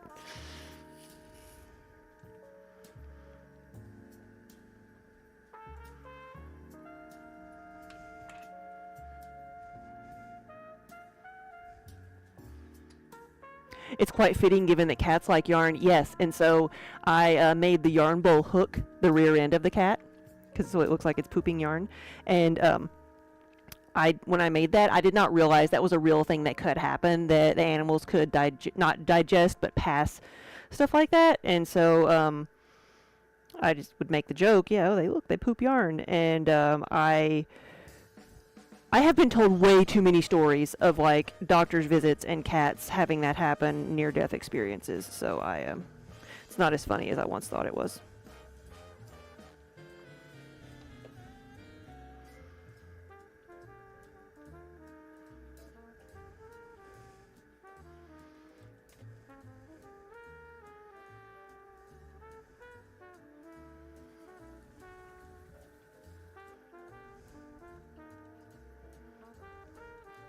Cats are how we know the Earth isn't flat. They would have pushed everything off of it by now.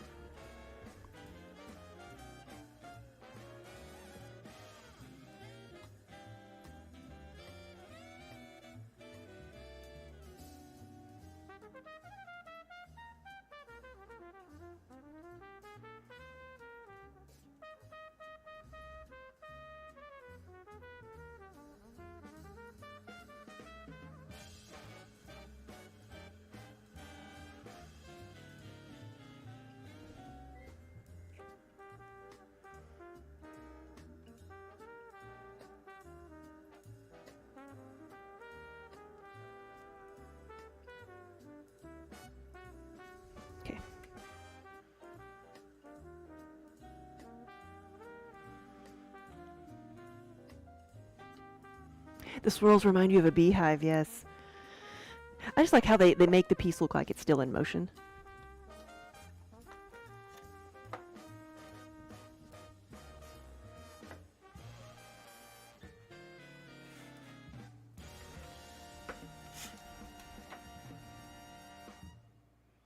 Oh yeah, the honey dipper thing, yeah.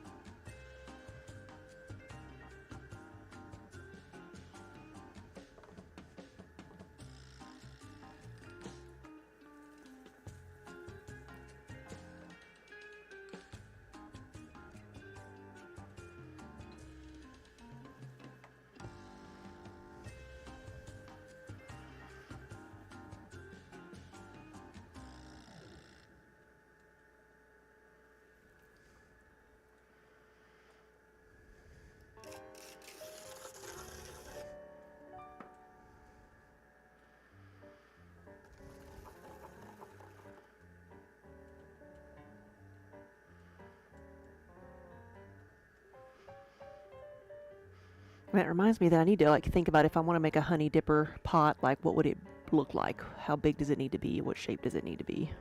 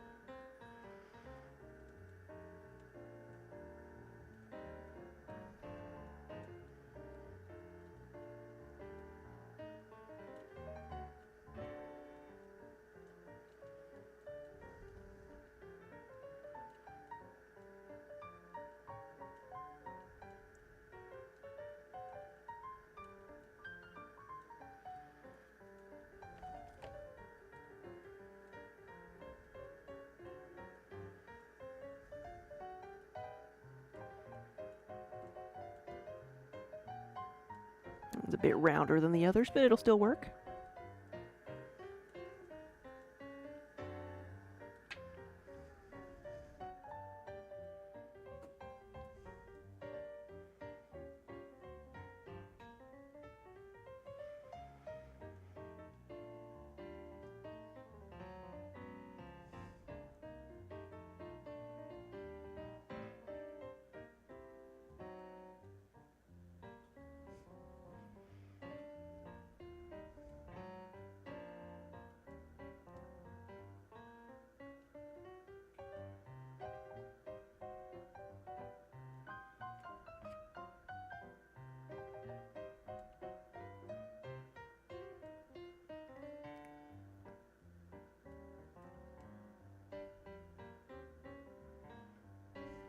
So that's a little bit uneven, but I'll sand it down later. I'm not going to try to mess with it here.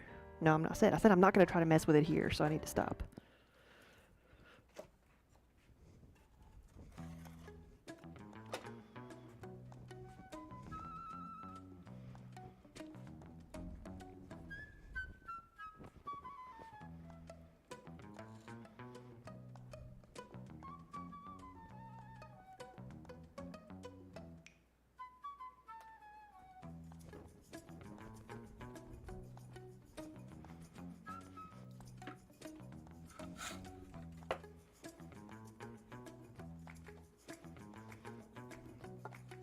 Imagine a honey pot with a golden glaze dripping around the rim, like a Winnie the Pooh pot.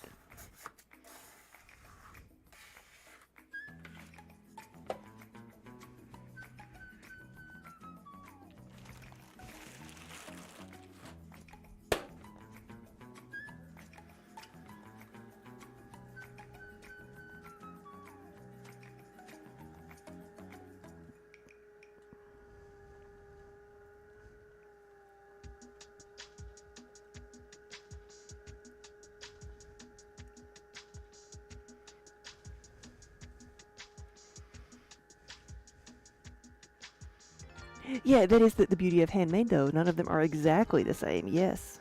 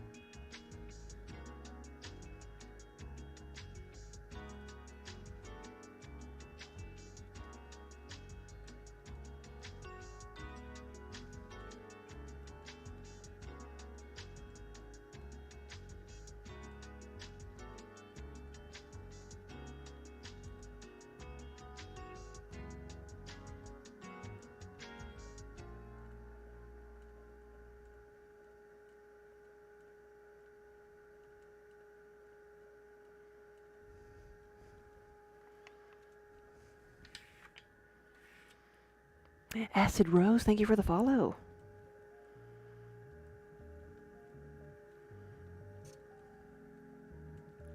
Alright, now to make it swirly.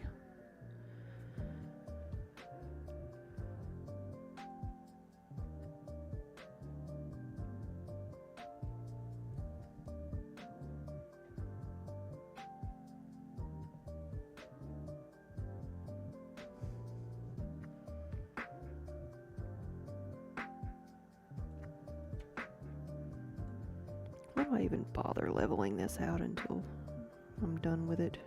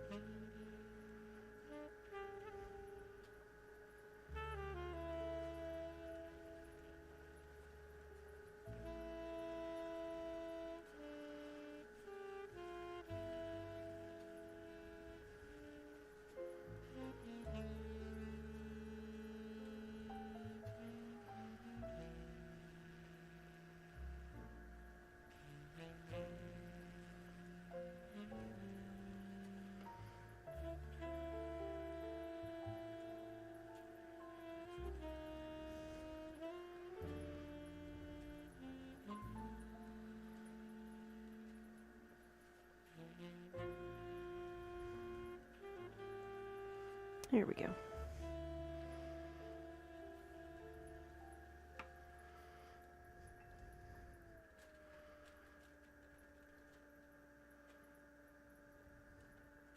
Here we go.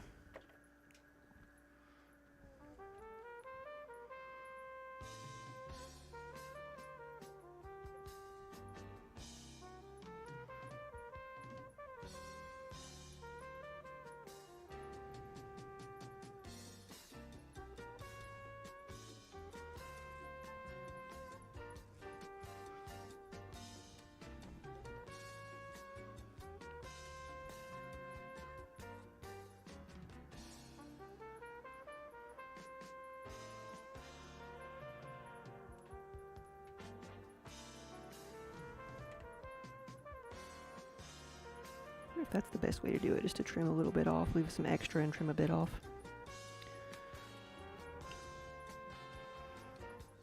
We are wibbly wobbly, aren't we?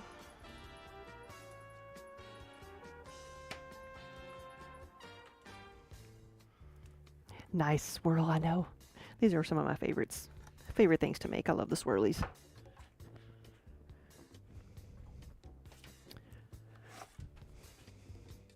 Here he comes.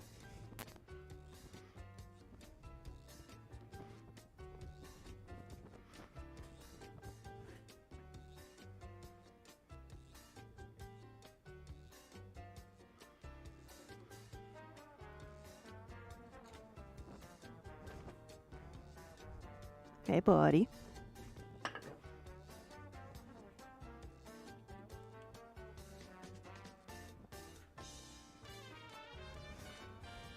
See, I'm a well-trained human. Oh, patience, patience. Did you hear his little squeak? Oof. If you want to cuddle, we're going to cuddle.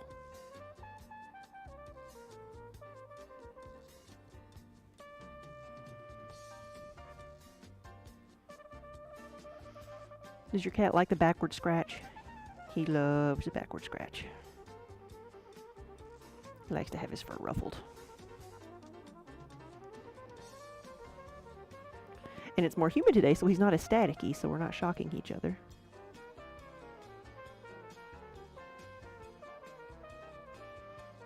I'm gonna get that belly. I'm gonna get that belly. But only for a few seconds, because I don't want to get bit.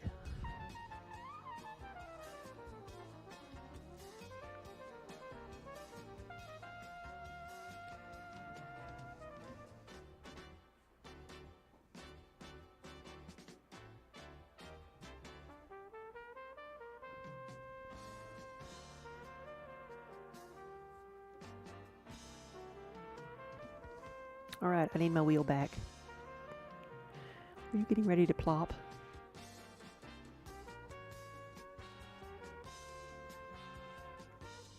It's not treat time yet.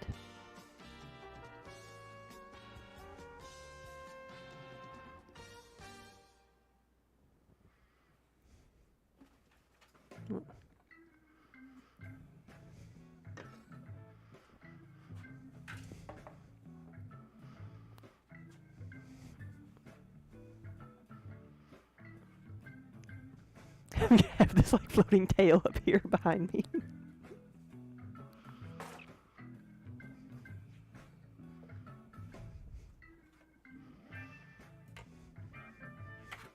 Have the angry tail of displeasure.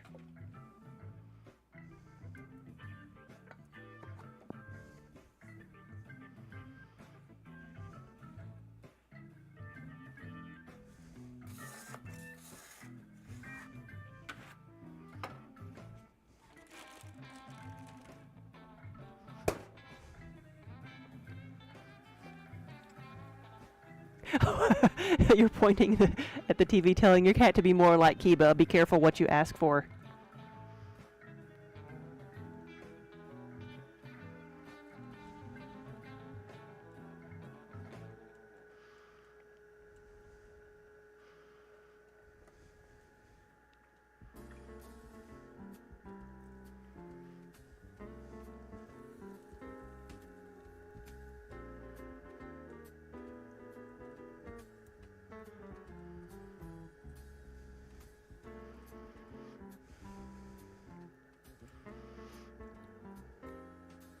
He's deciding what to do. There he is, and there's a Minnie on the floor.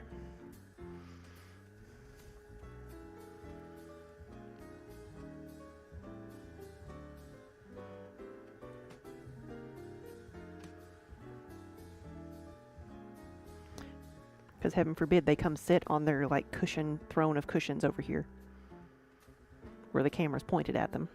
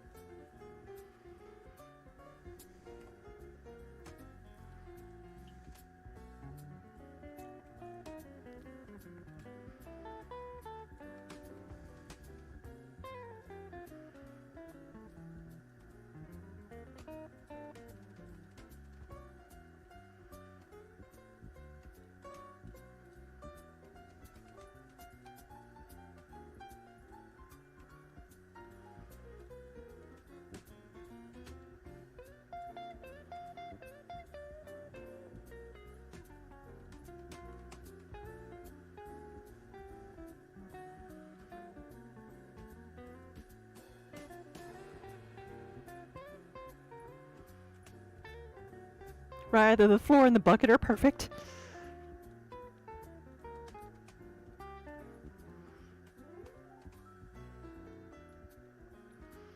It's one of my 5-gallon glaze buckets. That's his stair step system to get down. So I've got them staggered so he can jump from one to the other and not have to jump all the way down all at once.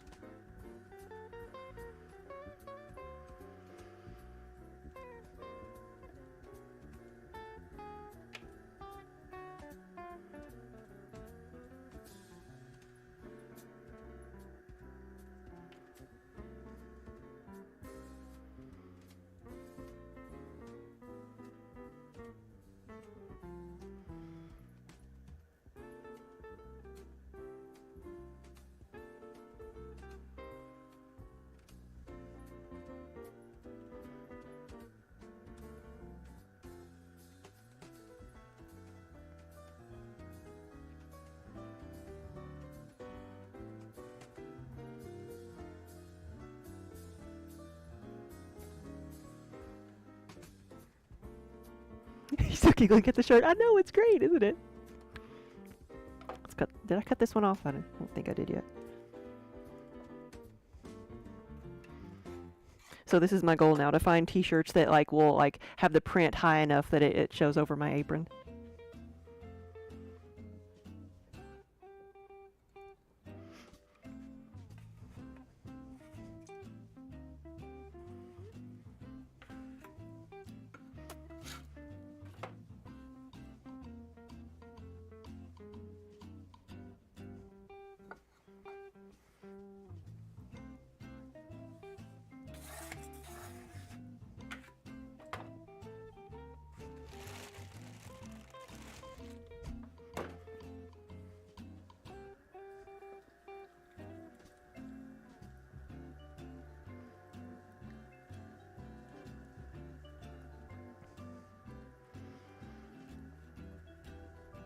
Hey, Minnie.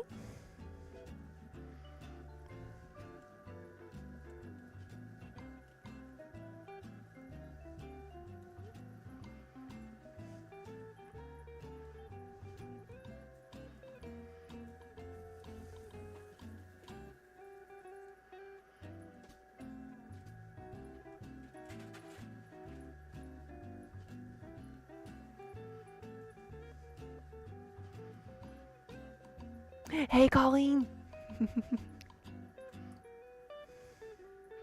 Yes, he was sitting there sulking.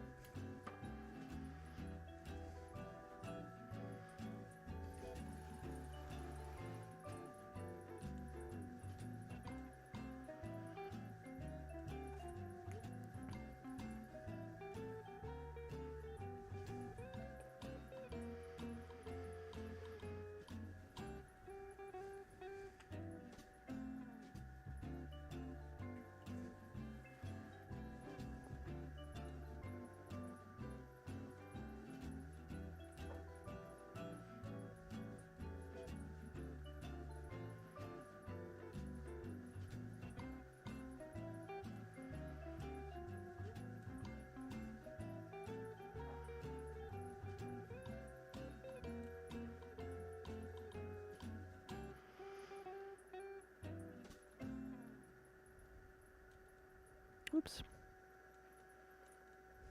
Come on now.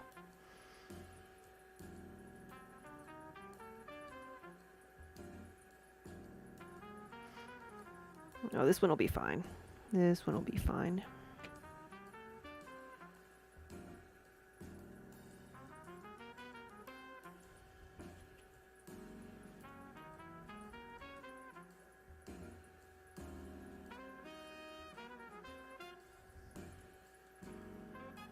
So I'm making the making bottles that will be like lotion or a soap pump bottles. A little bit slower, and then I'm making them swirly.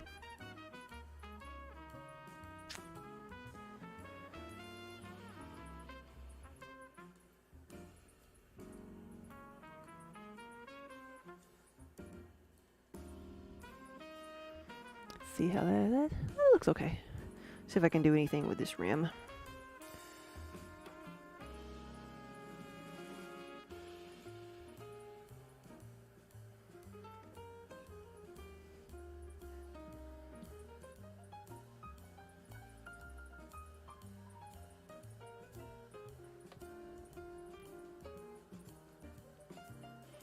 There we go.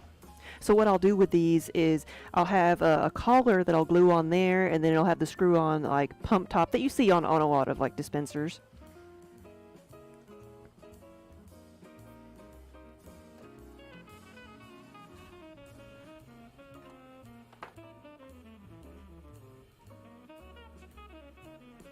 Or they could, you know, by themselves, they could just be little bud vases, flower vases.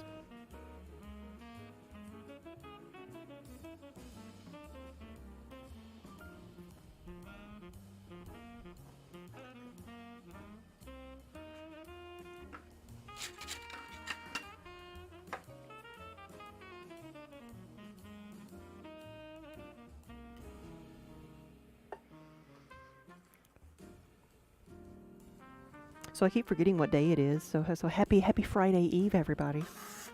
Thursday. It has been such a weird couple of weeks, because last week, of course, we were snowed in here in southern Kentucky, and it was only like 4 inches of snow, but we, you know, lost our minds. And then I think Sunday was the last day of it. Sunday or Monday. Sunday it was like -5 here, and then we've had rain ever since, and it's been 60 degrees today, and we're back to 60 and humid, and I'm surprised my sinuses have weathered all of this so well.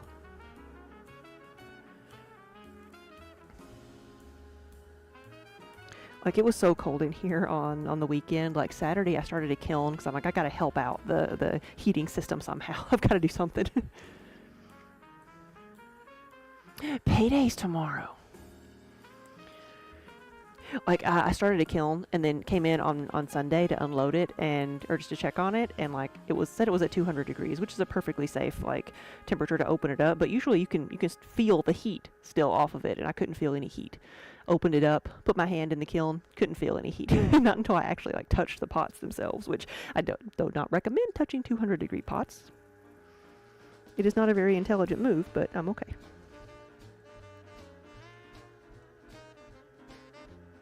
But like the heat was just dispersing so quickly. And we're just not used to that kind of cold. Though I'm glad it was that cold, because the snow we got was really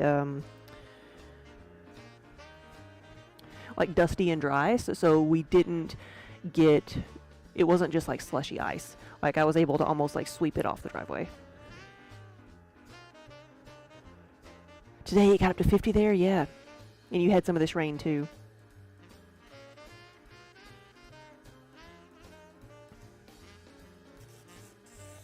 It's a muddy mess in the yard. I don't even want to know what Bentley looks like.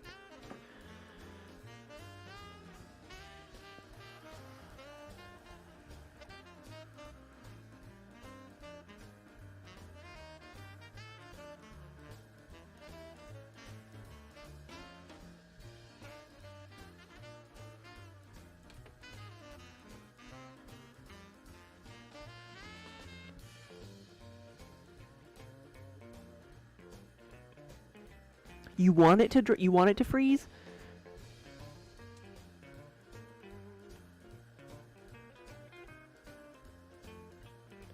He's been pretty good about not going all the way to the muddy area.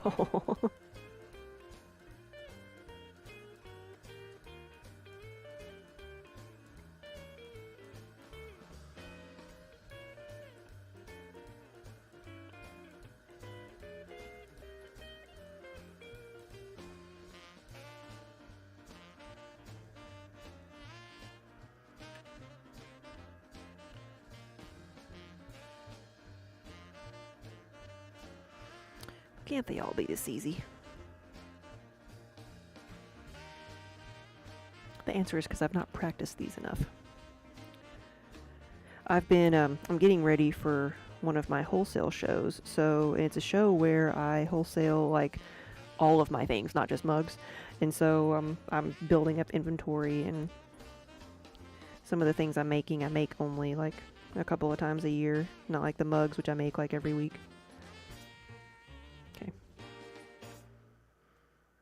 So sometimes it's like relearning how to do things every time I make them.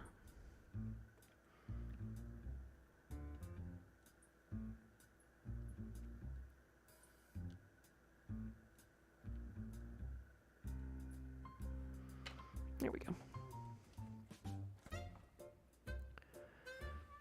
Donnie, thank you for the follow. You still had some snow patches in the upper part of the yard yesterday, so that's where he was going. Oh.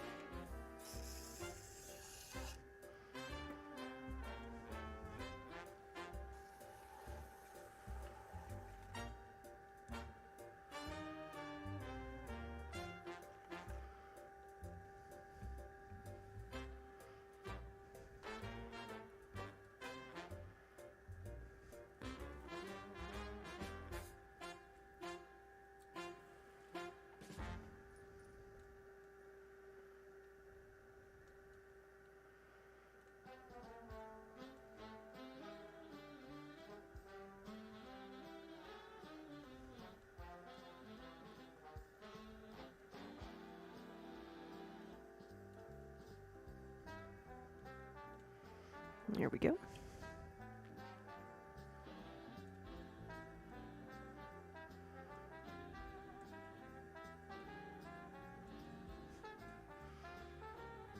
Let's make this swirly.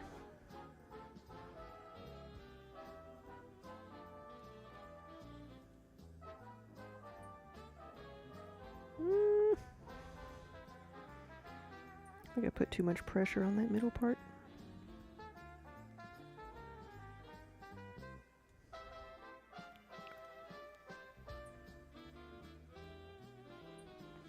Is it too much? No, it actually doesn't look too bad. It just feels like it's about to collapse.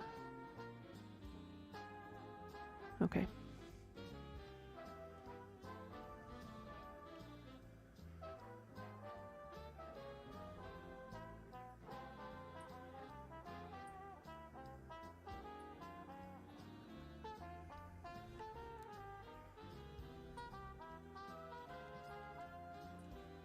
Here we go.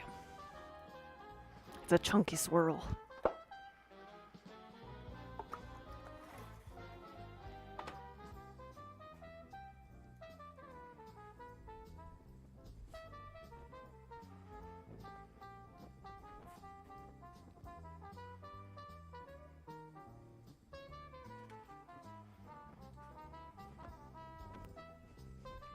Alright, we got 10 of those. What else am I gonna do?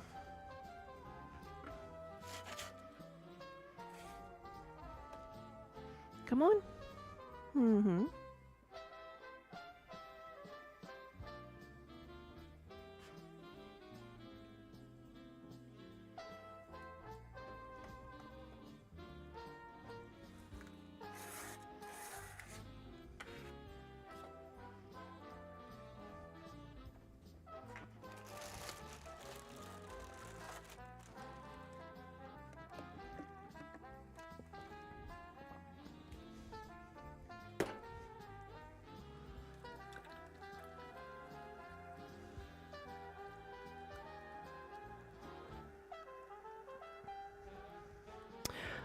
So I've got a couple more of these. What else? What other shapes was I doing with this? It's like I could keep making some more bottles. I could make some more oil bottles. Did apple bakers and brie bakers, oil bottles, soap bottles.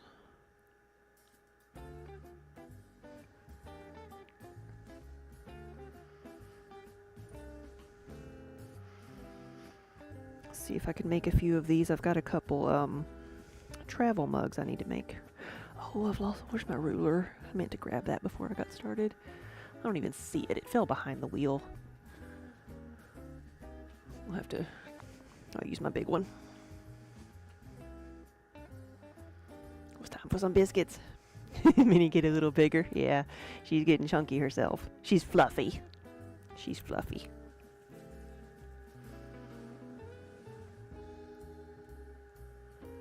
We all got a little bit fluffier this winter.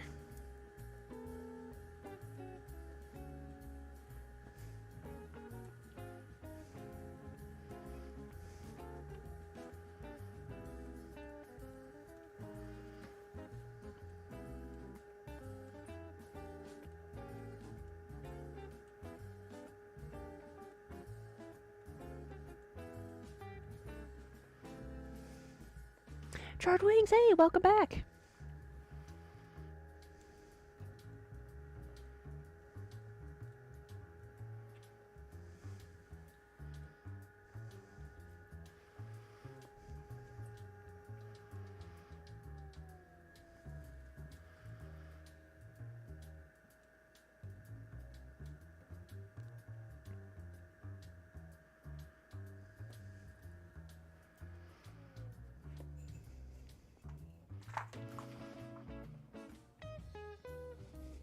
Okay.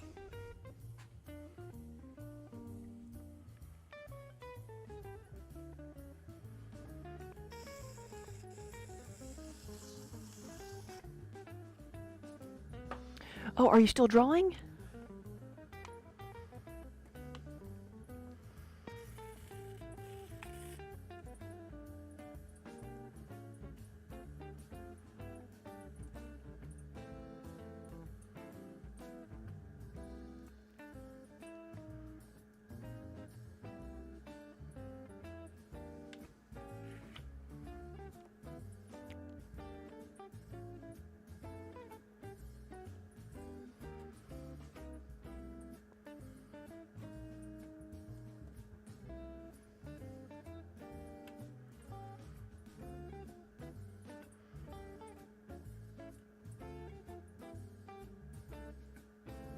Now with these travel mugs, I have to make the rim come to a point, as you can see,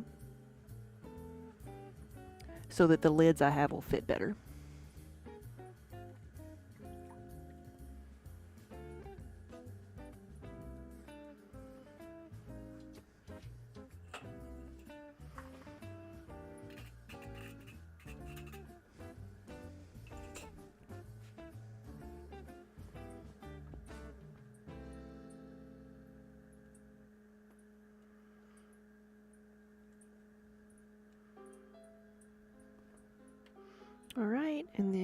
measure the width of this opening.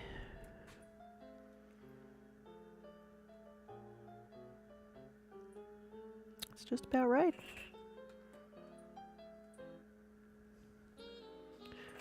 Alright,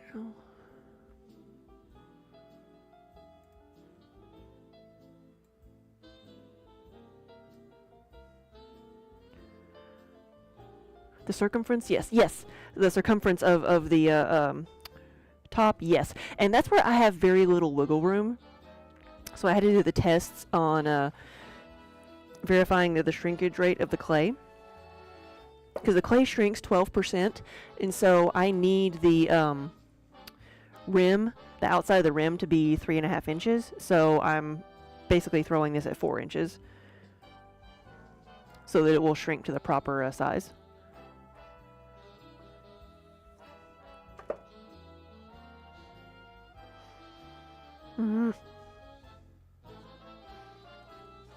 I cut through the bottom. And this is one where it's really hard to get my hand down there, so let's see. But I think I can. Take this little bit that I cut off the rim and put it in the bottom.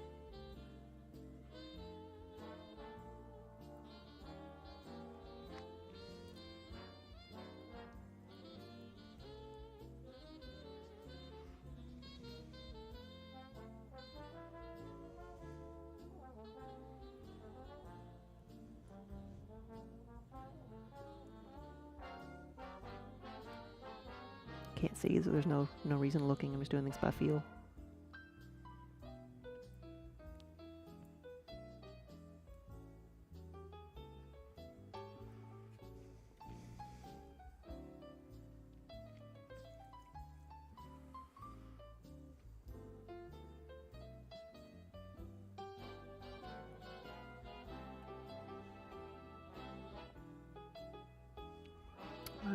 Just need to leave that until it dries out a little bit.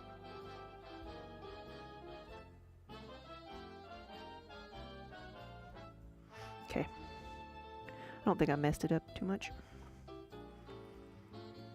And if it turns out that the bottom cracks anyway, I'll just redo it. It's not the only one I'm gonna make. Let's get some more tiles though.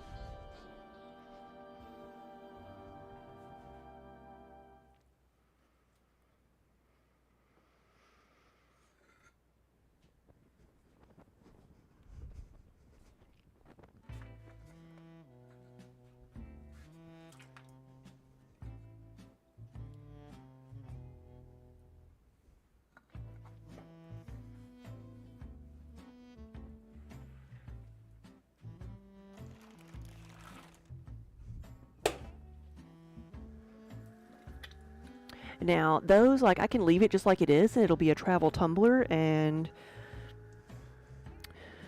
it'll have a silicone band with a little bit more clay this time around the edge, or I can put a handle on it and then put some of the, you know, medallions that I have on them.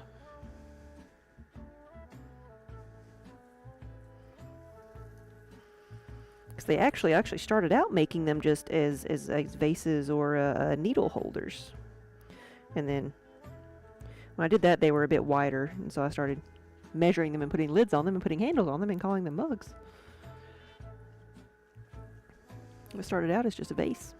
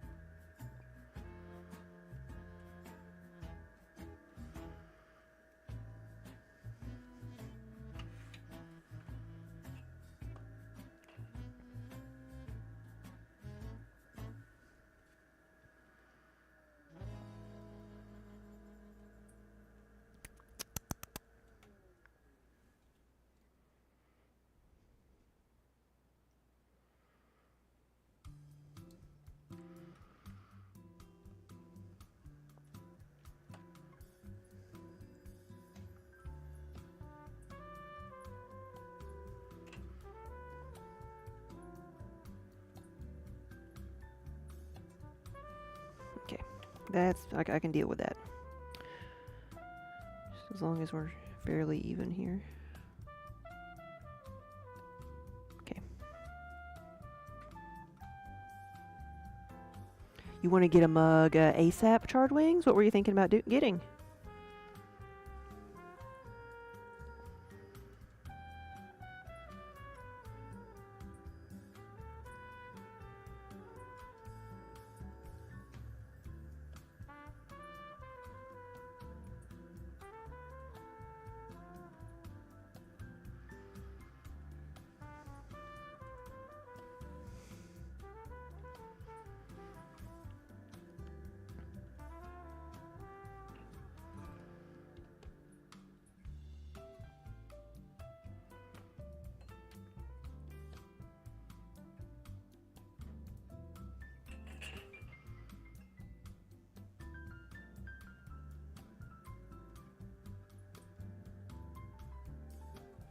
A little bit more is all I needed.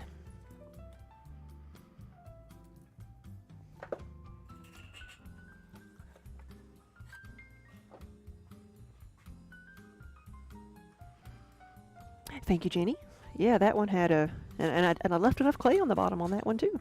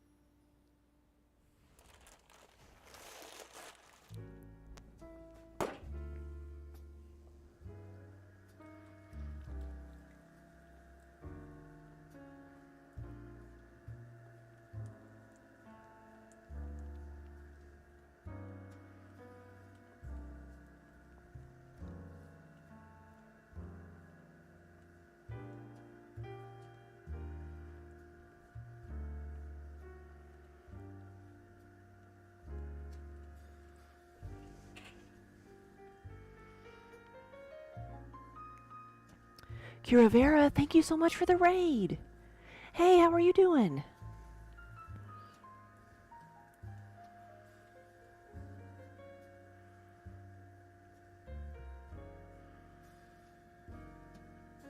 I have been throwing a lot of various forms today, but right now I'm working on a travel mug.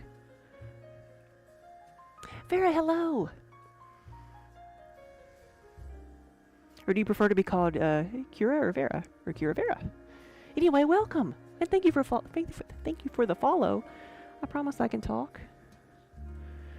Good afternoon. If you're new to the channel, my name is Amanda, and I am doing what it says on the tag. I am playing in the mud.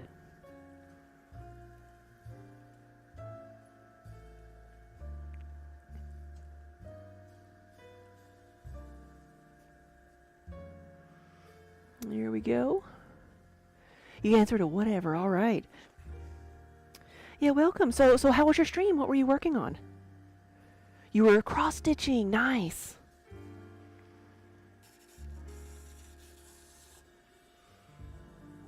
Cross-stitching is one of the fiber arts that I have done a lot of. I actually know how to do it, and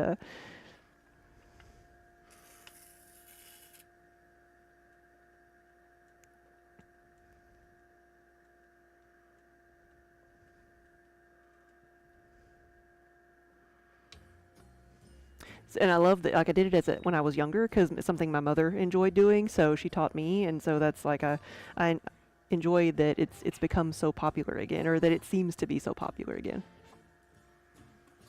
Good. So what's the subject that you're working on? What are you cross stitching?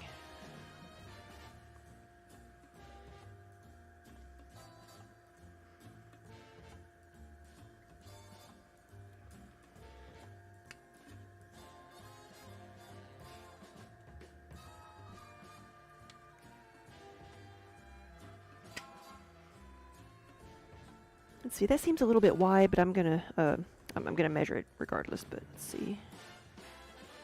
just by a tiny bit.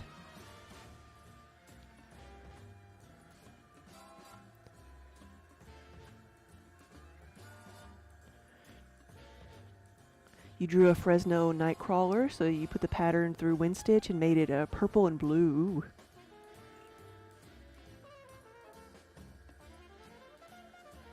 There we go. That's good.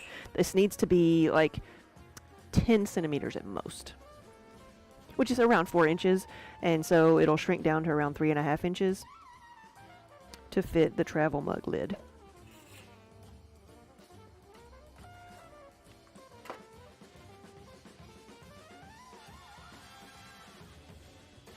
Today I've made a lot of bakers, apple bakers and brie bakers, and we made some utensil holders, little like crocks, utensil crocks.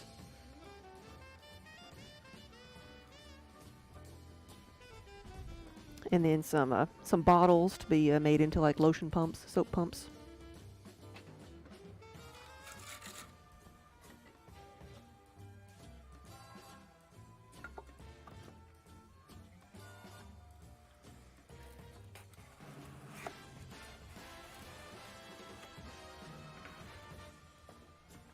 I've got 2 more of these travel mugs to make, and I'm going to see if I can find the clay to make a yarn bowl, because I do have a custom order that I need to work on. It's so calming, isn't it, though? Yes. So many people tell me that it's like very relaxing to watch, but it is super relaxing to do as well.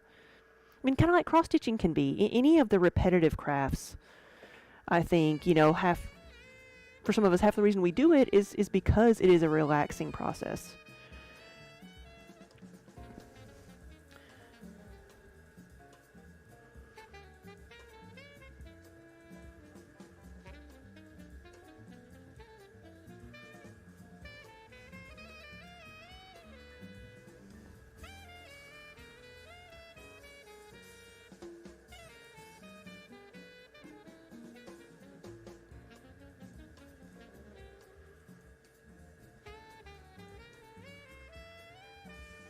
You are officially hypnotized, yes.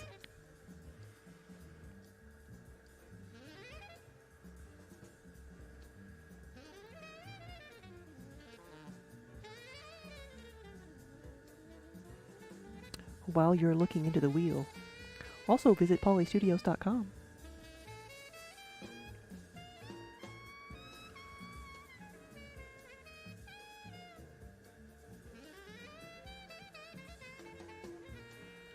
Okay, we are tall enough, because I've got a guide set up in OBS.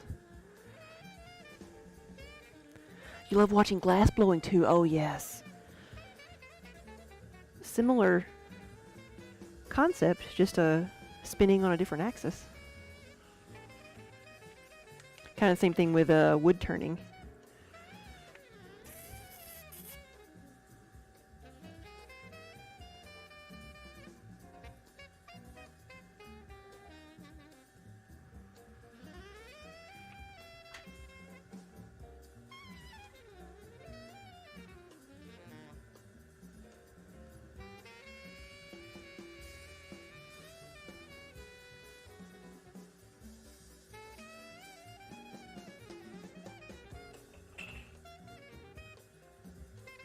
Get some of the water out of here too.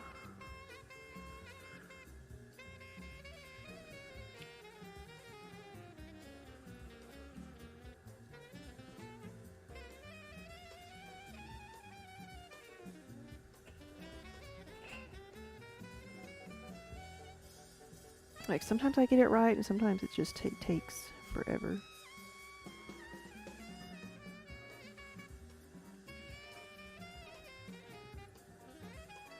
Close enough. And do that, and I'm good. I could do with a sponge on a stick. See, I think my hands are like skinny enough that I can usually get down in there.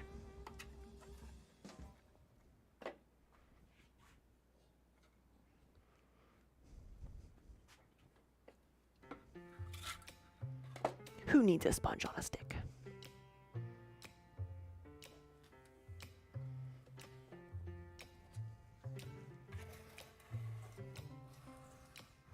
Ooh, that's thick. It's from the Ikebanas yesterday. They took up the entire tile. And then all that clay that I just like scraped off, I'm just gonna putting it in the water bucket. It'll soften up, and then we'll use it again tomorrow. What are berry bowls? Berry bowls, do I have them over here still? They are small colanders.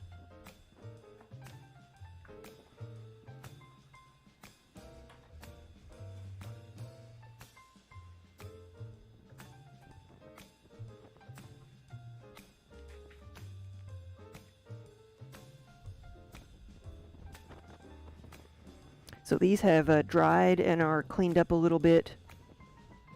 This is a berry bowl. I forget when we made these, what day we made them, but then we spent the next day trimming them. That's it, just a small colander.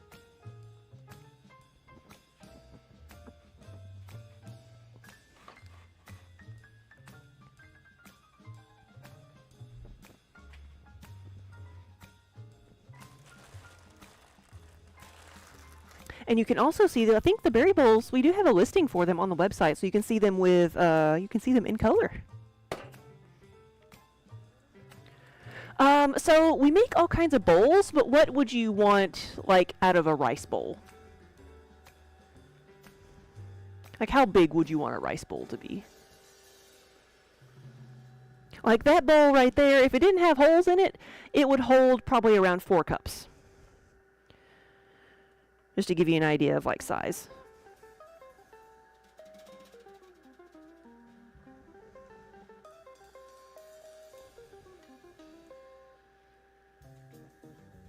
Like a single serving like rice bowl. I think the so like what a side of rice would come in, or so you're not talking about like a pho bowl, or are you talking about something for an entire entree, or are you talking about like the side dish your rice comes in?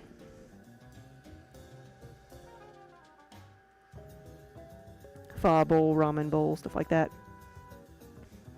Like the side dish. So the spice dishes, that's what I call them. I think they would make a good like rice bowl. It would be a good size. The pasta bowls, as I call them, also make good like entree dishes. And that's actually what I eat rice dishes out of now.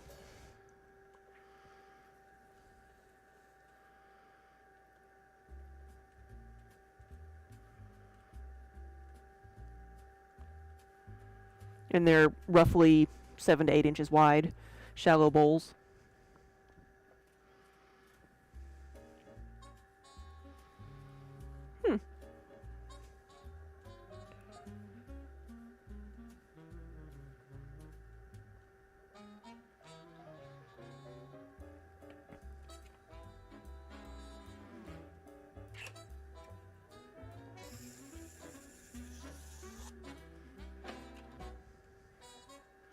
Let me finish this one and I'll post the color chart. It's polystudios.com, like /color. Or at least that'll get you there.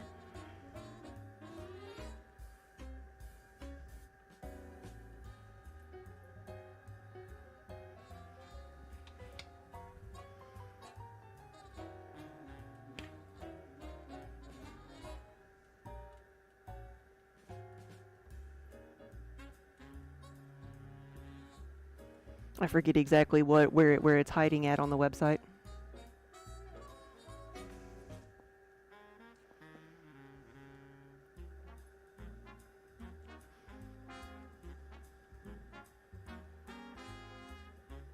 I wonder if I just need to activate. I wonder if I need to activate the commands. I haven't checked to see what's working and what's not right now. May have to sign back in. Okay, that's good.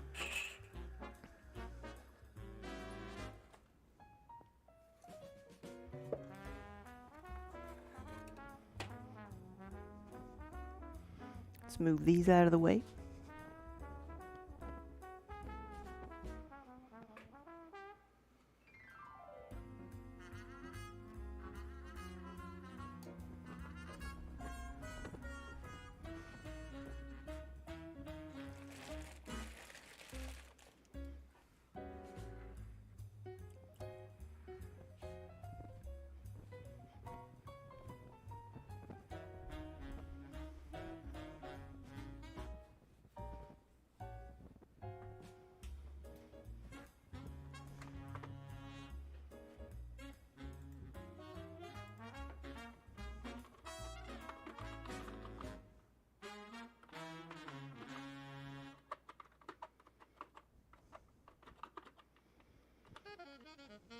think it's color. Let's see. Or is it colors?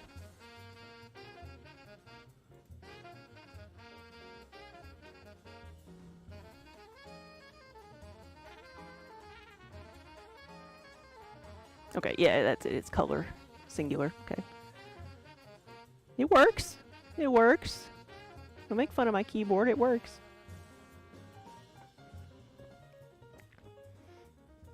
You just have to be good at touch typing. Which I can't say I am. Just but yeah, so that's the link to the color chart. Should be fairly updated. But if there is a color that you are thinking about that I might be able to grab something here in the studio and show you.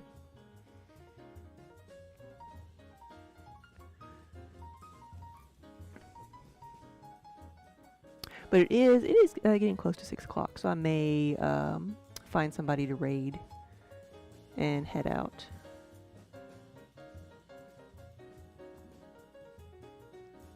So I'll get my keyboard back out. So the secret behind the keyboard's longevity is that, like, it gets splattered with things, but it gets splattered with clay. So it never really gets wet, and if it does get a little bit wet or something, the clay absorbs the water, so it just doesn't ever get wet.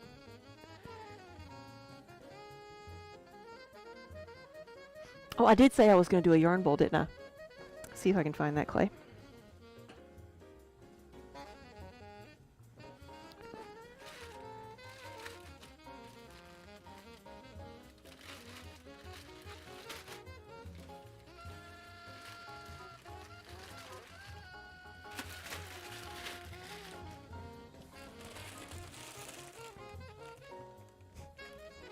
This is perfect.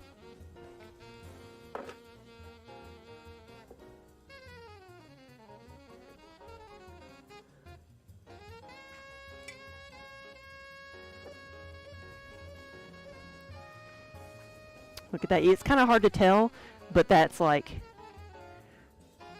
But I think that was Minnie stepping over it. Little cat paw print and little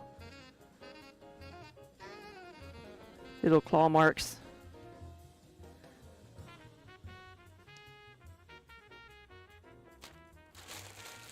All right.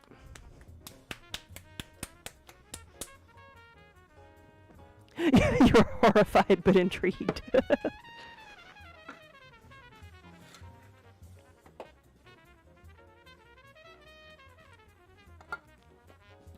Here we go.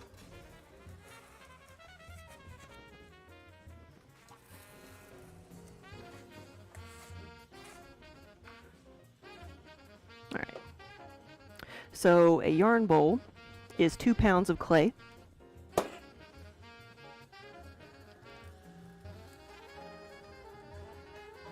Starts off the same as anything else. Center the clay and we'll open it up. That one had a little air bubble in it, which we popped.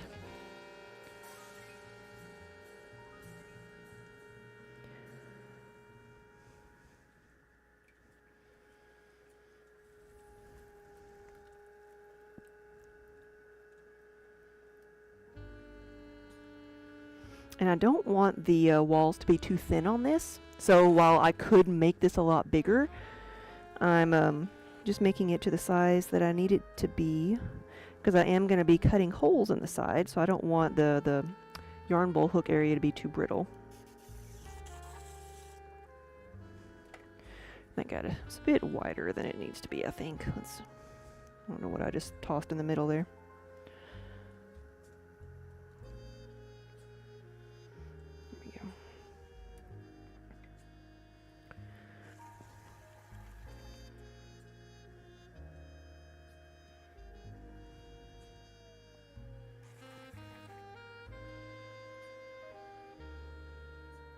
So I like it to be in kind of curved back in a little bit,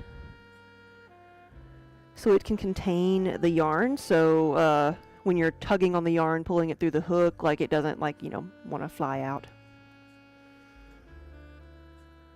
There we go. And then once it dries a bit, we'll cut a notch out of the side so you can pull the yarn out.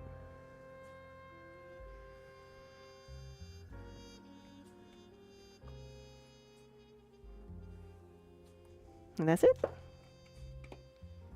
And this is something just like the mugs you can customize. So this one will have a custom graphic on it.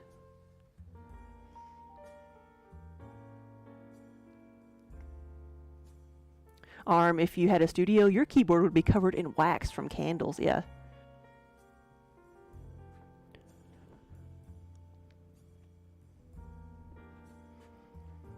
How big is the bowl? It will end up being roughly 6 inches wide when it's done, by around 4 inches tall.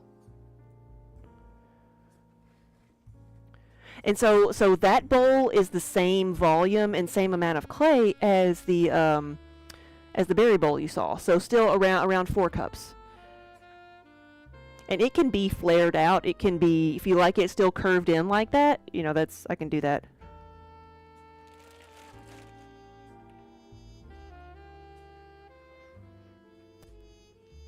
Let me see if I have one of my,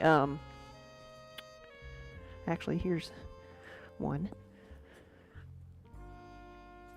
Kiba's getting all excited. This is Kiba's water bowl because it has something that has just a big crack in it. But this is what I call my pasta bowls, and it's something that I don't know exactly how many cups of anything that it holds, but this is become one of my favorite dishes to eat out of.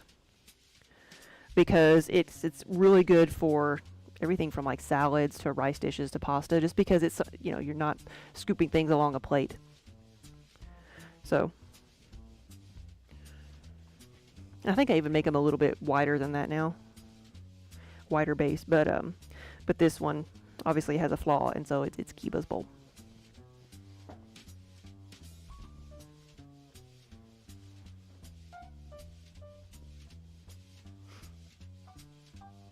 Yeah, you're being anti-plate recently. Well, sometimes some things it was just so much easier to eat out of a bowl. And even my plates, I try to make them very shallow bowls. Instead of just being really, really flat, they have a little bit of an edge to them.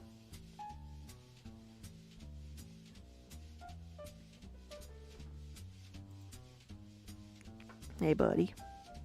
Come on.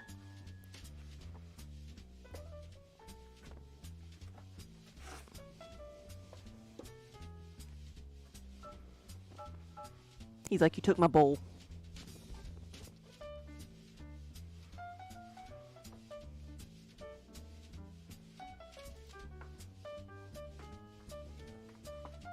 Okay, give me some room.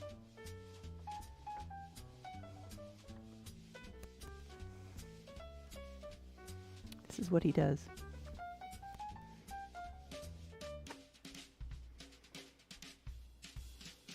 And tries to bite my fingers when I'm typing. Jam session. Every time? Yeah.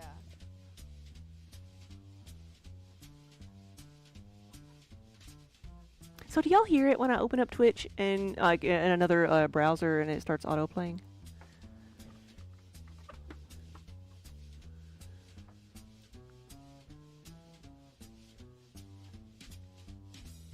Okay. I wasn't sure.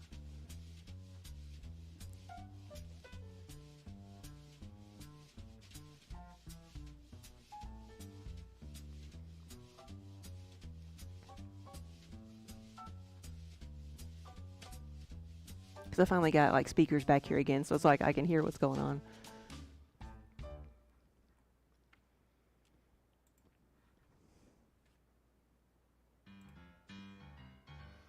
We're gonna go see the Traveling Tatter, see what they're working on.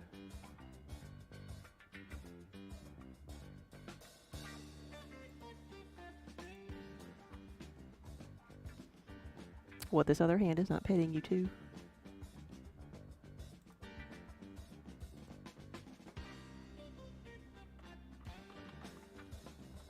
The only thing that's been giving me problems is my space bar, but it worked that time.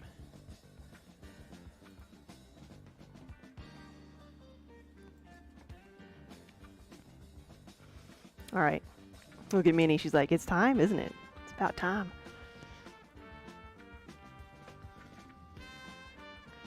So we are going to go see the Traveling Tatter.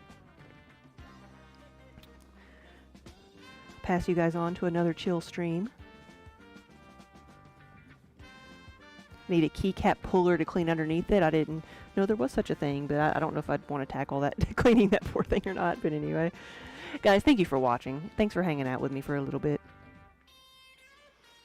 If I don't see you again, have a wonderful weekend, but I should be back tomorrow doing more of the same. Making some more things for our next show. So thank you again so much for watching. Thank you for all the new follows. And have a good evening. I will see y'all later.